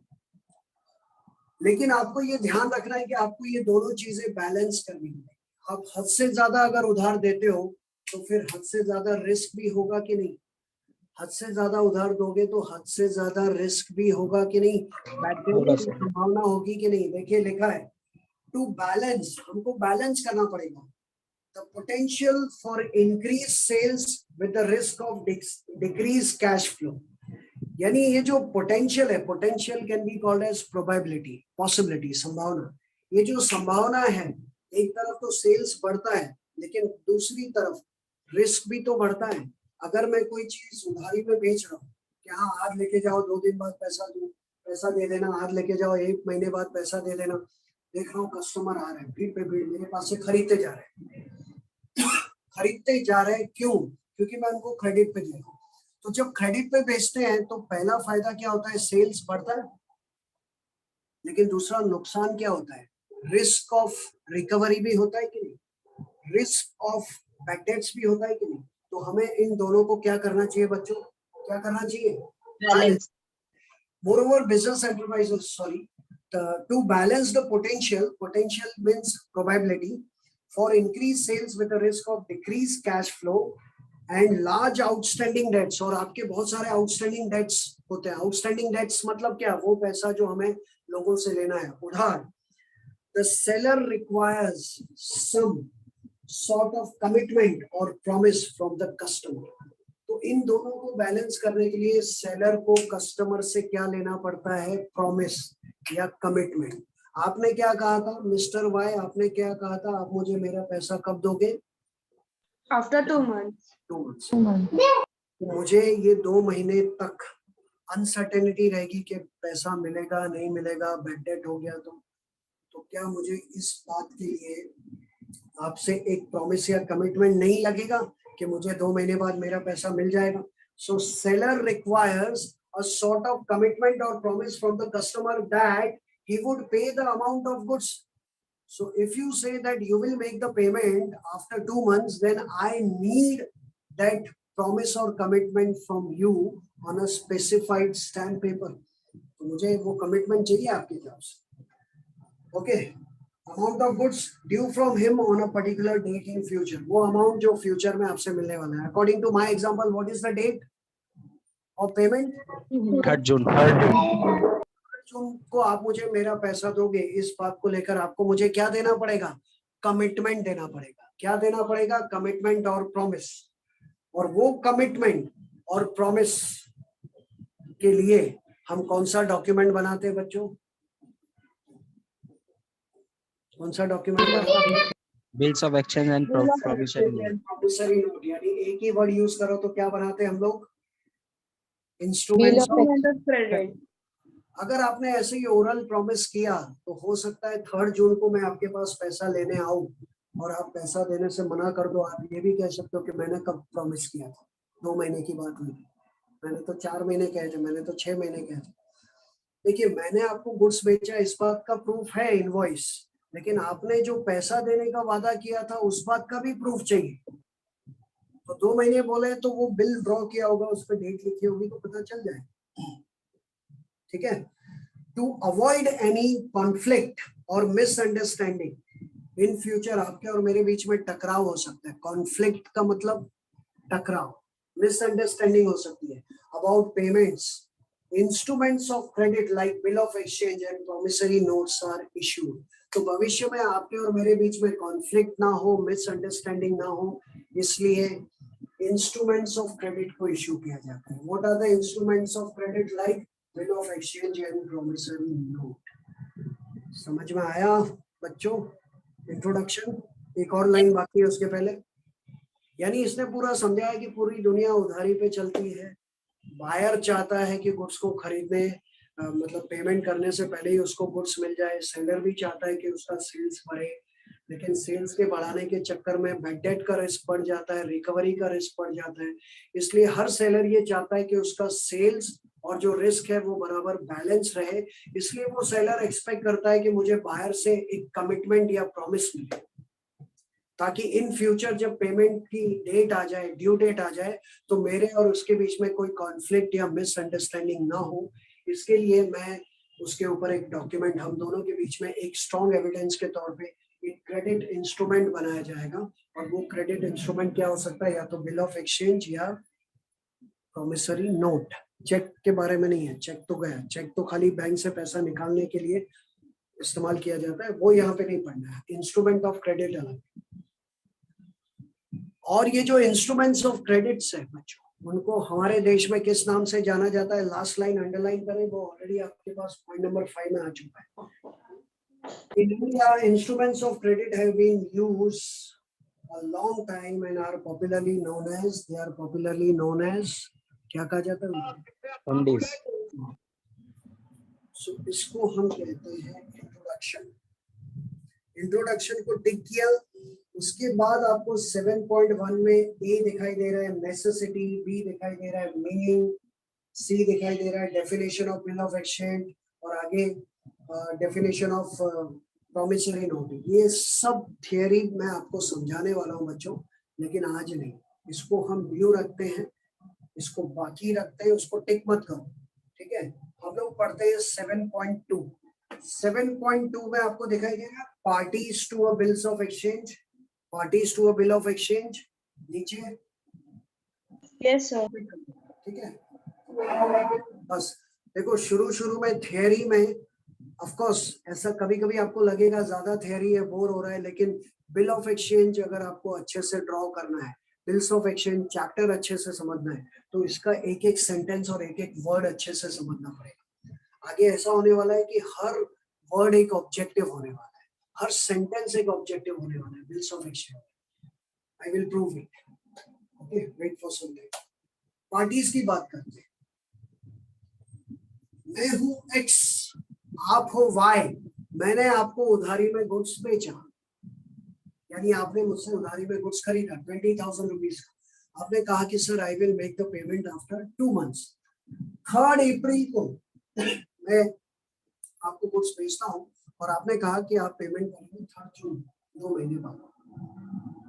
इसलिए मुझे ये श्योरिटी चाहिए थी कि मुझे पक्का आप 2 महीने बाद ये 20,000 रुपया दोगे। इसके लिए मैंने आपके ऊपर ये क्रेडिट इंस्ट्रूमेंट ड्रॉ किया। ध्यान दो, मैं लेके आया ये बिल ऑफ एक्सचेंज और मैंने इसमें आपको ऑर्डर दिया कि मिस्टर वाई 2 महीने बाद आप मुझे 20,000 रुपया दो उस गुड्स का जो मैंने आपको बेचा है। और आपने इसमें क्या लिख के साइन किया, क्या लिखा? Accepted.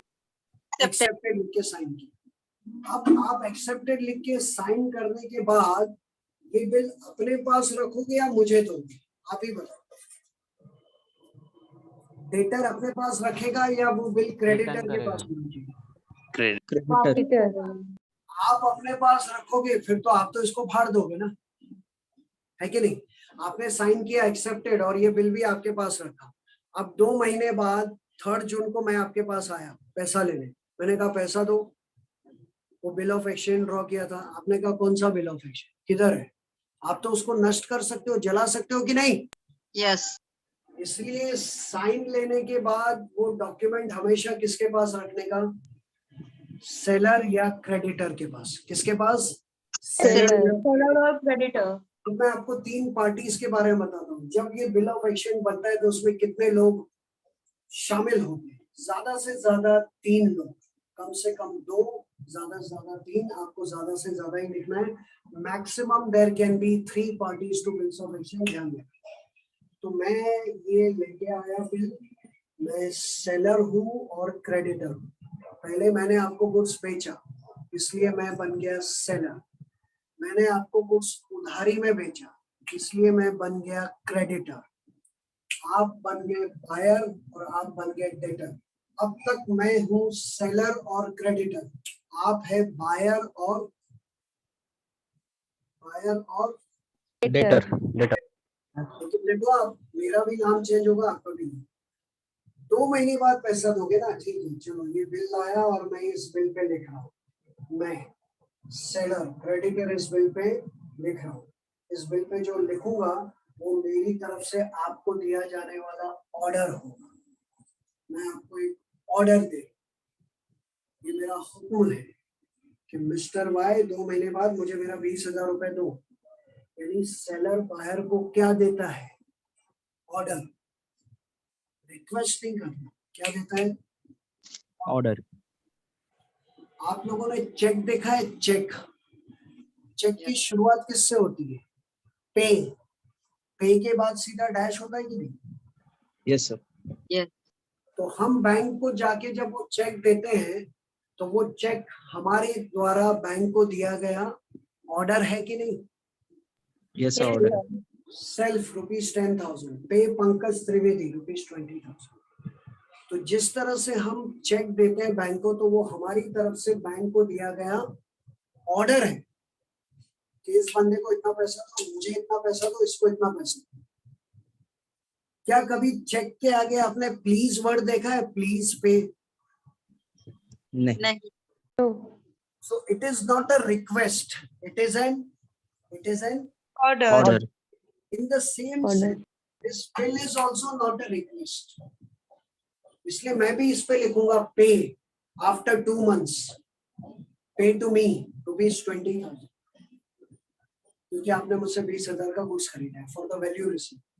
रियल फॉर्मेट की चिंता मत करो, एग्जैक्ट वर्ड्स क्या है वेट करो, लेकिन एक एग्जांपल माइंड में। तो जैसे ही मैं इस पे लिख के आपको ऑर्डर देता हूं और इसके नीचे फिर मेरा साइन करता हूं, साइन करके नीचे ब्रैकेट में मेरा नाम लिखता हूं मिस्टर एक्स, मैं बन गया drawer. I will be called as Draw. the person who draws the bill is called as is known as बोलो Drawer.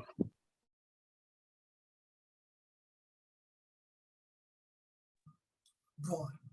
तो पहले मैं क्या बना था? सबसे पहले जब आप मेरी दुकान पे आके सामान खरीदा Supplier creditor.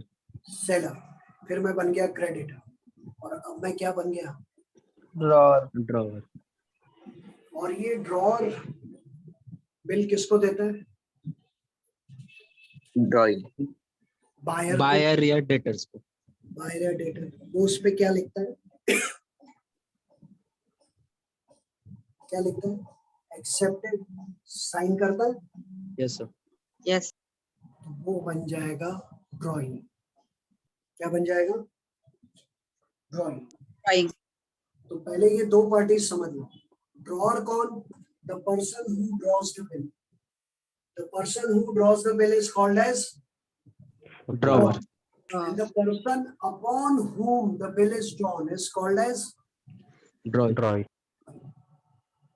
अब मैं ये बिल आपके पास लेके आया, आपने लिखा एक्सेप्टेड, साइन कर दिया। आप चाहो तो इसका जेरोक्स निकाल के रखिए अपने पास, फोटोकॉपी, लेकिन ओरिजिनल तो वो किसके पास रहेगा? Drawer के पास। Drawer. अब ये एक ही बिल है, वो आपके पास जेरोक्स कॉपी है, वो कुछ काम का नहीं, वो खाली ऐसे ही एज अ कॉपी। मेन तो ये है, ये जो बिल है ना 2 महीने तक मेरे पास है। सुनना, छोटे, मैंने कहा ना हर एक वर्ड हर एक सेंटेंस ऑब्जेक्टिव हो सकता है। 3 जून तक ये मेरे पास रहेगा। अब 3 जून तक ये बिल अगर मेरे पास रहेगा तो मैं इस बिल को 3 जून तक किस नाम से पुकारूंगा? Bills receivable. मेरे लिए क्या है ये? Bills receivable. और आप इसको क्या पुकारेंगे जो आपके पास नहीं है, जो मेरे पास है? आप उसको क्या पुकारेंगे? Bills Bill payable. payable. मेरे लिए ये एक असेट है, तो आपके लिए लायबिलिटी है। Liability. FYGC में फाइनल अकाउंट्स में बिल्स पेबल और बिल्स रिसीवेबल आके गया है कि नहीं? Yes, sir. बिल्स रिसीवेबल कहाँ लिखते हैं? Assets. Assets और बिल्स पेबल Liability. रिसीवेबल मतलब मुझे पैसा मिलने वाला है तो वो मेरी संपत्ति है। पेबल मतलब आपको कर्ज चुकाना है तो वो आपकी लायबिलिटी है। तो ड्रॉअर इस बिल को क्या पुकारेगा? Bills Receivable. और ड्रॉई क्या पुकारेगा? Bills payable. Payable. बिल एक ही है ना, 2 बिल बनाए क्या? एक ही। जैसे आपने मेरे पास से उधारी में कुछ खरीदा तो उसका मैंने आपको इनवॉइस दिया, मैंने उसको आउटवर्ड इनवॉइस बोला, आपने उसको क्या बोला? Inward invoice. Yes, sir. Invoice जो मैं आपको देता हूँ मैं उसको आउटवर्ड इनवॉइस बोलता हूँ, आप उसको क्या बोलते हैं? Inward invoice. Inward invoice. मैं इसको कहूँगा बिल्स रिसीवेबल, आप उसको क्या कहेंगे? Bills Outward payable. मैं कहूँगा बिल्स रिसीवेबल, आप क्या कहेंगे? बिल्स। Bills payable. payable. मेरे लिए असेट, आपके लिए Liability. इन दो के बारे में पढ़ ले बच्चों पहले। ओके, कोई पढ़ना चाहेगा गर्ल्स में से? Page number 252, government text book page number 252 पे 7.2 को टिक करो, parties to a bill of exchange. चलो गर्ल्स में से कोई पढ़े, number 1, I am waiting. Drawer is a sir, मैं पढ़ूं? Yes yes yes. Drawer is a person who draws or makes the bill and signs on it. He is the creditor who is entitled to receive the money from a debtor. From the drawer, the instrument is his bills receivable. Since he has to receive the amount of the bill. Yes, अब इसको explain करता हूँ। Drawer कौन है? Drawer is a person who draws और makes the bill and signs on it. Bill बनाया किसने? मैंने बनाया, तो मैं ड्रॉअर बन गया। The person the bill. जब मैं बिल बनाता हूँ तो मैं कहता हूँ कि बिल ड्रॉ किया। ड्रॉ किया मतलब कोई ड्राइंग नहीं करना है, लेकिन जब मैं सारी बातें लिखता हूँ ना तो ऐसा ही कहा जाता है कि मैंने बिल क्या किया? ड्रॉ किया। तो जो बिल ड्रॉ करता है वो कौन? ड्रॉ। जो बिल बनाता है वो कौन? ड्रॉअर। जो बना के उस पे साइन करना जरूरी है, तभी मैं ड्रॉअर बनूंगा। एंड कौन है वो? He is the creditor. क्या मैं क्रेडिटर हूँ? Yes. Who is entitled? Entitled का मतलब होता है हकदार। अगर मैं आपके ऊपर बिल ड्रॉ करता हूँ, मैं ड्रॉअर हूँ, तो क्या इसमें लिखे गए पैसे का मैं हकदार हूँ? 20,000 रुपए का। Yes. So he is entitled यानी कि हकदार to receive the money from the debtor. तो अगर मैं ड्रॉअर बन गया तो मैं इस बात का हकदार बन गया कि मुझे आपसे पैसे मिले।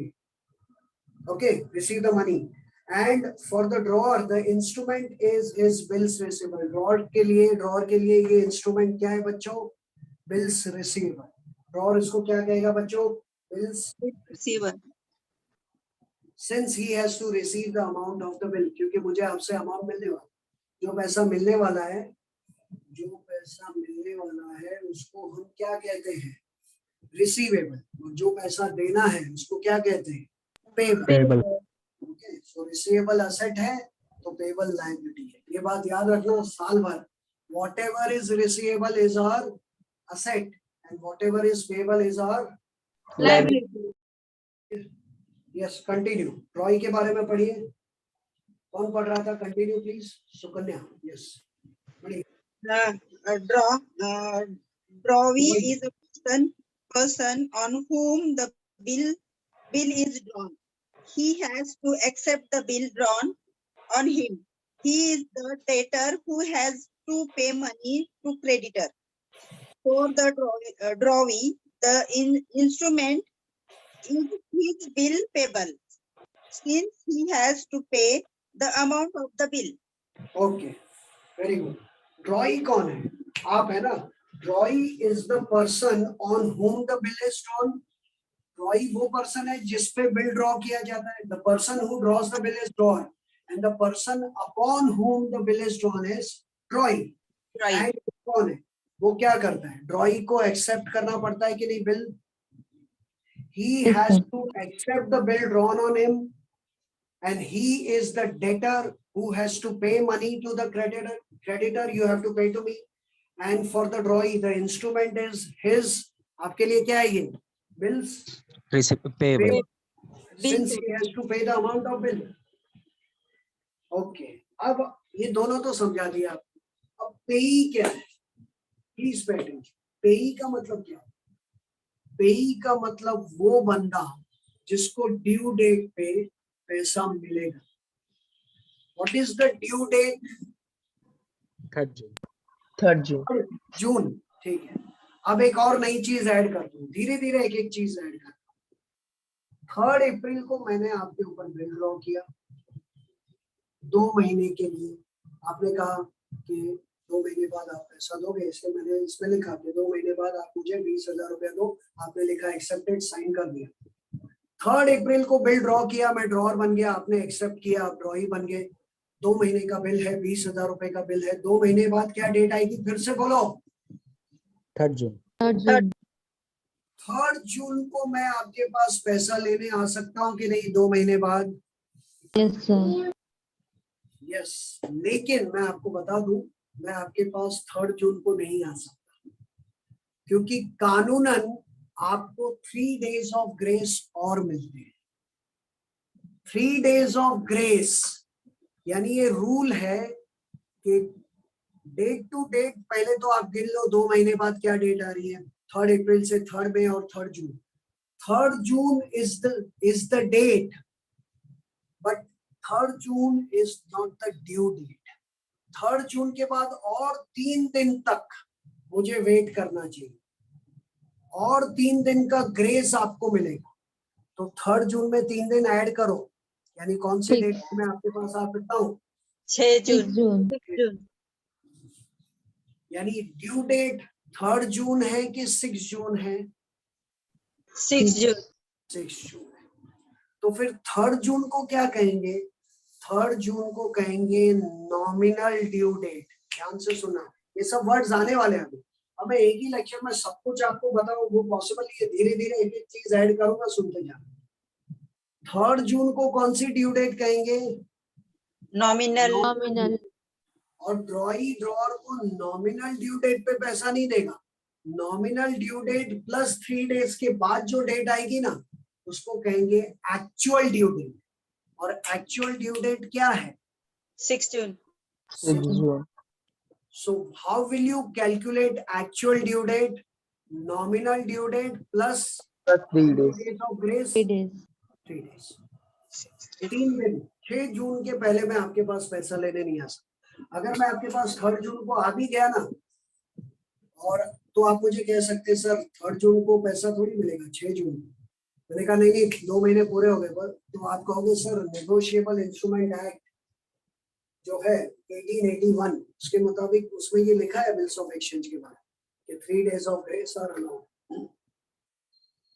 लेकिन ये जो 3 डेज ऑफ ग्रेस ऐड करने के बाद जो डेट आएगी वो एक्चुअल ड्यू डेट होगी।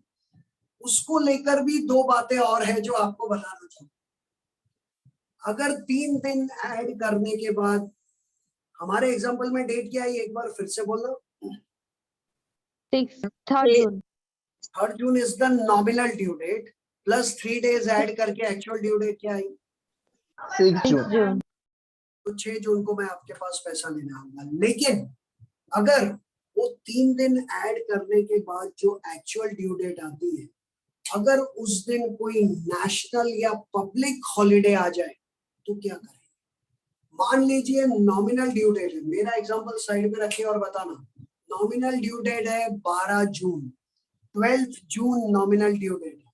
12th, sorry made a mistake, bill draw किया 12 जून को, बिल ड्रॉ किया 12 जून को, मैंने आपके ऊपर 12 जून को बिल ड्रॉ किया और मैंने कहा कि इसका पेमेंट आप मुझे 2 महीने बाद करना। चलो हिसाब करो, 12 जून को बिल, अगस्त। 12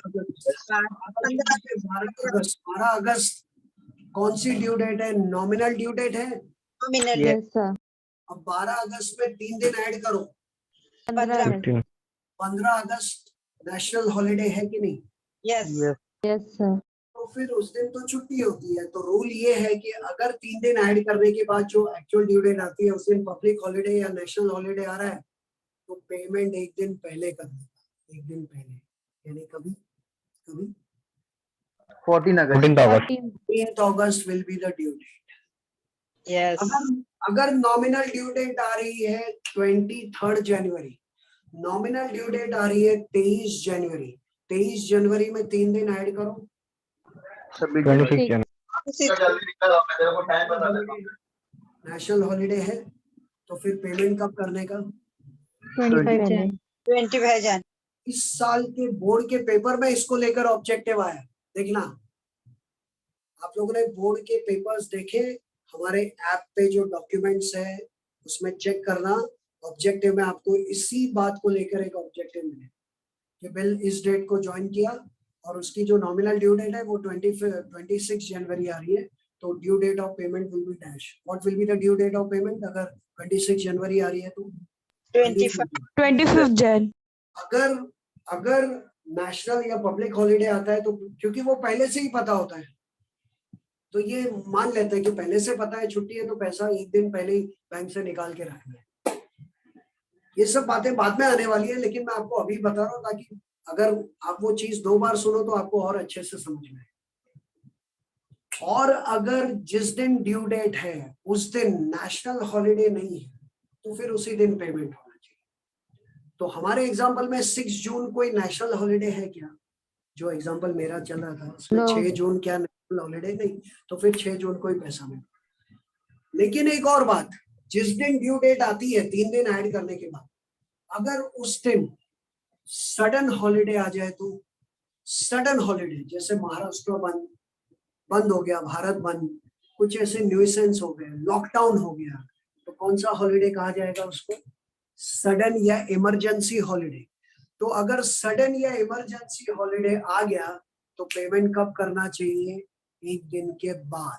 पेमेंट कब करना चाहिए? एक दिन के। तो अगर 6 जून को बच्चों इमरजेंसी या सडन हॉलिडे आ गया तो पेमेंट कब करेंगे? 7 जून। अब ये डिपेंड करता है कि वो सडन हॉलिडेज ज्यादा पीरियड तक भी चल सकते हैं। अगर वॉर जैसा माहौल हो जाए तो वो महीनों तक चल सकता है। तो जब तक वो टाइम रहेगा तब तक पेमेंट करना पॉसिबल ही नहीं है। ऑब्वियसली उस माहौल को रिवाइव होने के बाद ही पेमेंट कर पाएंगे कि नहीं? Yes, sir. ठीक है, तो पहले नॉमिनल ड्यू डेट ढूंढो, फिर उसमें कितने दिन ऐड करो? 3 डेज ऑफ ग्रेस। तो आपको एक्चुअल ड्यू डेट मिलेगी। एक्चुअल ड्यू डेट के दिन अगर नेशनल हॉलिडे है तो payment should be made 1 day Before. Before. Sudden और इमरजेंसी है तो 1 डे After. दिन की ड्यूटी है। अब सवाल उठता है कि पेमेंट किया किसको जाए? हम लोग यहीं पे अटके। This is last for the day. आज के लिए ये आखिरी पॉइंट है। इसके आगे का ये जो फॉर्मेट मैंने ड्रॉ करके रखा है वो हम अगले लेक्चर में आप लोग ड्रॉ करना है। यानी आज के लिए आपके पास लिखने के लिए कुछ ज्यादा नहीं है, बस ये लिखना है और जितना आज हम लोग ने गवर्नमेंट टेक्स्ट बुक से पढ़ा है उसको रीड करना है बस। बाकी आपके पास फाइनल अकाउंट्स के 3 पेजेस तो है, भूलना मत, याद दिलाएं। देखो फिर से मेरे एग्जांपल पे आते हैं। मैं ड्रॉअर हूँ, आपको मुझे 2 महीने बाद 20,000 रुपए देने हैं। ध्यान से सुनिए। अगर मैं इस बिल पे लिखता हूँ ना कि मैं कौन था? Mister Pankaj Trivedi. नहीं, bill of action. Bill of action में मैं ड्रॉअर हूँ। ड्रॉअर का क्या नाम रखा था मैंने? Mr. X. Y. Why? X ने वाई पे बिल ड्रॉ किया कि वाई 2 महीने बाद मुझे 20,000 रुपया दो। 2 महीने बाद मुझे 20,000 रुपया दो। आफ्टर 2 months पे टू मी ₹20,000। यानी मैं आपको ऑर्डर दे रहा हूं कि आप मुझे पैसा दो। एक्स ने वाई को ऑर्डर दिया कि वो एक्स को पैसा दे। यानी पैसा किसको मिलने वाला है? Drawer. ड्रॉअर यानी कौन? Mister Y. Mister x. आप वाई हो, कंफ्यूजन नहीं होना चाहिए। ड्रॉअर कौन? Mr. X. वही कौन? Mr. Y. Mr. Y. Bill कितने का है? 20,000। 8,000. कितने मंथ्स का बिल है? 2 months. Month. जब तक बिल्स ऑफ एक्सचेंज चलेंगे बार बार ये एग्जांपल देते रहूंगा, सबको याद रखना पड़ेगा। ठीक है, तो मैंने इस पे लिखा है कि मिस्टर वाई 2 महीने बाद मुझे पैसा दो, तो मैं बन गया पेई। मैं कौन बन गया? Pay. तो मैंने इस पे सब लिखा तो मैं ड्रॉअर तो बन ही चुका हूँ। मैं ड्रॉअर तो हूं ना ऑलरेडी। Yes. Yes, sir. जब ड्रॉअर बिल पे ये ऑर्डर देता है कि मुझे पैसा दो, तो मैं ड्रॉअर के साथ साथ क्या बन गया? Mr. Pay. Pay. हाँ. So payee is that person to whom the payment is to be made on the due date. वो पर्सन जिसको ड्यू डेट पे पैसा मिलेगा वो कौन? Pay. तो ड्यू डेट पे हमेशा पैसा किसको मिलता है? Drawer. Drawer. यानी ड्रॉअर खुद कौन है? पेई भी है। Pay. Drawer. Mr. X. यानी मिस्टर एक्स ड्रॉअर भी है और पेई भी है। Yes. Yes, sir. लेकिन हमेशा ऐसा नहीं होता। मैंने कहा ना हमेशा पैसा किसको मिलता है, ऐसा नहीं होता। दूसरा एग्जांपल है, दूसरा एग्जांपल की है वही एग्जांपल, मैं थोड़ा चेंज कर रहा हूँ। 6 जून को आपको मुझे 20,000 रुपए देना है, लेकिन मेरी तो 6 जून के पहले 1 जून की टिकट है ना। मैंने मेरे असिस्टेंट को पूछा कब जा रहा हूँ मैं गाँव, 1 जून को। 1 जून को तो मैं गाँव जा रहा हूँ और वापस आऊंगा 10 जून को। ध्यान से सुनो, 1 जून को गांव में शादी है, मैं गांव जाने वाला हूँ। कौन गांव जाने वाला है? मिस्टर एक्स्ट्रॉर। इसका मतलब कि 6 जून को मैं यहाँ पे नहीं रहूंगा, I will not be available, right? Yes. तो मैं 6 जून को आपके पास पैसा लेने नहीं आ पाऊंगा। तो ये बात मुझे आज ही पता है। आपने कहा कि सर 2 महीने बाद पैसा दूंगा, लेकिन मुझे मेरे असिस्टेंट ने बताया सर 2 महीने बाद तो आपको इस डेट पे तो आप गांव में रहेंगे। मेरा असिस्टेंट या मेरा फ्रेंड, उसका नाम है मिस्टर जेड। क्या नाम है? Mister Z. Z. X Y Z. Z इधर है। ये तो गड़बड़ हो गई। तो मैंने आपसे क्या कहा, ठीक है, मैंने आपसे कहा ठीक है एक काम करना, 2 महीने बाद मिस्टर जेड को 20,000 रुपया दे दो। आफ्टर 2 months पे ₹20,000 टू मिस्टर। Z. Z. तो जेड हो गया ना पेई। पेई कौन हो गया? Z. तो अगर मैं आपसे कहूं कि जेड को पैसा देना, तो इस एग्जांपल में 3 पार्टीज हो गई, मैं ड्रॉअर, आप ड्रॉई और मिस्टर जेड पेई। Yes. तो ऐसा कोई जरूरी नहीं है कि हमेशा पेई ड्रॉअर खुद हो। अगर ड्रॉअर ड्रॉई को बोलता है मुझे पैसा दो मुझे, तो मैं ड्रॉअर भी हूँ और पे भी लेकिन मैं आपसे कहता हूँ उसको पैसा दो, उसको, तो फिर मैं ड्रॉअर, आप ड्रॉई और वो पे Pay. Z. Pay. ड्रॉअर और पेई सेम पर्सन भी हो सकता है और ड्रॉअर और पेई दोनों अलग अलग पर्सन्स भी हो सकते हैं। Is that clear? Yes. सिर्फ Yes, एक sir. लाइन लिखी है, लेकिन कितना सारा बोलना पड़ा मुझे। देखो लास्ट लाइन पेई के बारे में। यस सुकन्या जी पढ़िए आप। नंबर 3 पेई के बारे में क्या लिखा है? Pay is the person to whom the payment is to be made. Payee is the person to whom the payment is to be made. If you are making payment to me, I will be called as payee. If you are making payment to Z, he will be called as payee.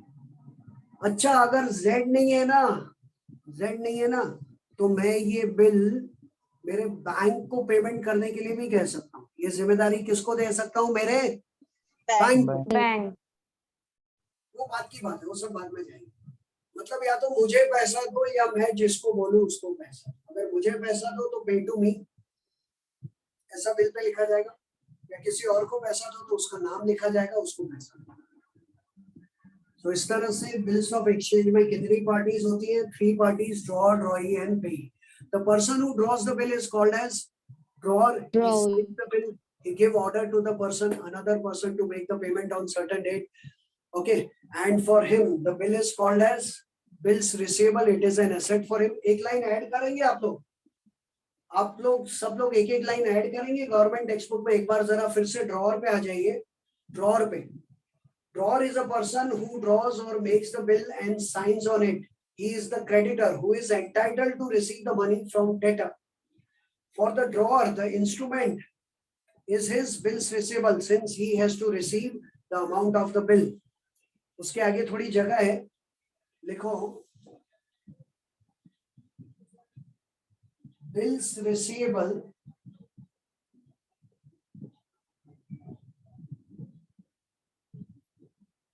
is an asset. Bills receivable is an asset. लिखा सबने? लिख रहे कि नहीं? उधर ही Sir, government text book में आगे जगह है। हो गया? ड्राइंग में क्या लिखा? यस, क्या लिखना है? Bill receivable as asset. Is an asset. Yes, bills receivable क्या है? असेट है। Bills receivable is an asset. अब वैसे बिल रिसीवेबल होता है, लेकिन एंट्री में बिल्स ही लिखा है, ठीक है, वही लिखे। ड्रॉई के बारे में क्या लिखा है? ड्रॉई इज द पर्सन और whom the bill is drawn, जिसपे बिल ड्रॉ किया जाता है. He has to accept the bill. ड्रॉई को बिल को एक्सेप्ट करना पड़ता है. Okay, drawn on him. He is the debtor who has to pay the money to the creditor, and for drawee the instrument is called as bills payable since he has to pay. क्या line लिखेंगे? Last line आप ही बताओ. Bills payable is liability. Bills payable is a liability. Yes. Bills payable is a liability.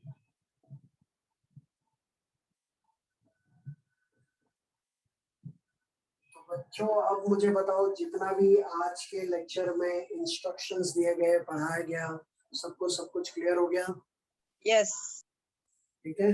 So once again I remind you, homework क्या है? Final accounts के 42 pages का PDF Kushal institute के app में study material के folder में check करके 3 pages हर रोज आपको लिखने हैं. 2 हफ्ते तक 14 दिन में 3 पेजेस लिखोगे तो 42 पेजेस होंगे. और हमारे ऑनलाइन लेक्चर्स में हम लोग ये बिल्स ऑफ एक्सचेंज पूरा थियरी, उसका फॉर्मेट, 5 मार्क्स के फॉर्मेट की प्रैक्टिस हम करेंगे, उसके प्रॉब्लम्स हम सॉल्व करेंगे. ये 14 डेज में खत्म हो जाएगा. क्योंकि अभी हमारे इनिशियल लेक्चर्स है, इसलिए मैं धीरे धीरे टाइम बढ़ाऊंगा, एक साथ नहीं. ठीक है, तो आज के लिए हम यहीं पे रोकते हैं पढ़ाई. एनी क्वेश्चंस और क्वेरीज फॉर द डे? किसी को कुछ पूछना हो? No, sir. सर, जो आपने कल का दिया था वो आज के इसमें लिखना है कि उसके आगे कंटिन्यू करना है ना? कल जो यस, उसी नोटबुक में आपने जो कल लिखा है, जिस नोटबुक में, उस नोटबुक में बिल्स ऑफ एक्सचेंज कंटिन्यू कीजिए. Okay okay. ये वाला. Yes, yes. फाइनल अकाउंट्स के लिए अलग से नोटबुक लीजिए. यस. ठीक है. फाइनल अकाउंट्स में वो 42 पेजेस लिख के तैयार रहना है, ताकि हम फाइनल अकाउंट जब शुरू करें, उसमें उस फाइनल अकाउंट्स के कुछ वीडियोस भी हैं जो आपको देखने पड़ेंगे. सो उसमें तकरीबन ये पूरा महीना मेरे इंस्ट्रक्शंस आपको फॉलो करने हैं, और ठीक. इंस्ट्रक्शंस फॉलो करने के बाद कुछ बेसिक वीडियोस देखने हैं. उसके बाद सीधा हम फाइनल अकाउंट्स यहाँ पे ऑनलाइन लेक्चर में प्रॉब्लम सॉल्व करेंगे. लेकिन ठीक. जो होमवर्क है उसको स्ट्रिक्टली और सिंसियरली सबको करना पड़ेगा. Yes. आप लोग इस बात को तो महसूस कर सकते हैं कि अगर जो भी इंस्ट्रक्शंस दिए जा रहे हैं उनको अगर हम प्रॉपरली फॉलो करें तो अच्छा नॉलेज और अच्छे मार्क्स दोनों मिल सकते हैं. यस. कहीं पे कोई कसर बाकी नहीं रखेंगे. फिर भी अगर कुछ रह जाए, कुछ छूट जाए, आपको दिख जाए, तो आप हमारे पास लेके आइए, we will explain. Okay, but I remind you कि ये वेकेशन बैच है हमारा, जिसमें हमारे पास 2 से 2.5 महीने का टाइम है, और उसमें पूरा अकाउंट्स पढ़ना है, इसलिए टाइम थोड़ा ज्यादा देना पड़ेगा. और सिर्फ गवर्नमेंट टेक्स्ट बुक के ही प्रॉब्लम्स हम करेंगे.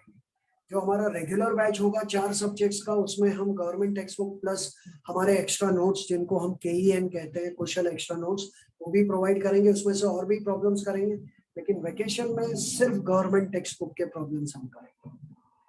Okay, so that will be all for the day. I'll see you tomorrow morning at same time with same subjects. Bye bye. Have a good day. Bye, sir.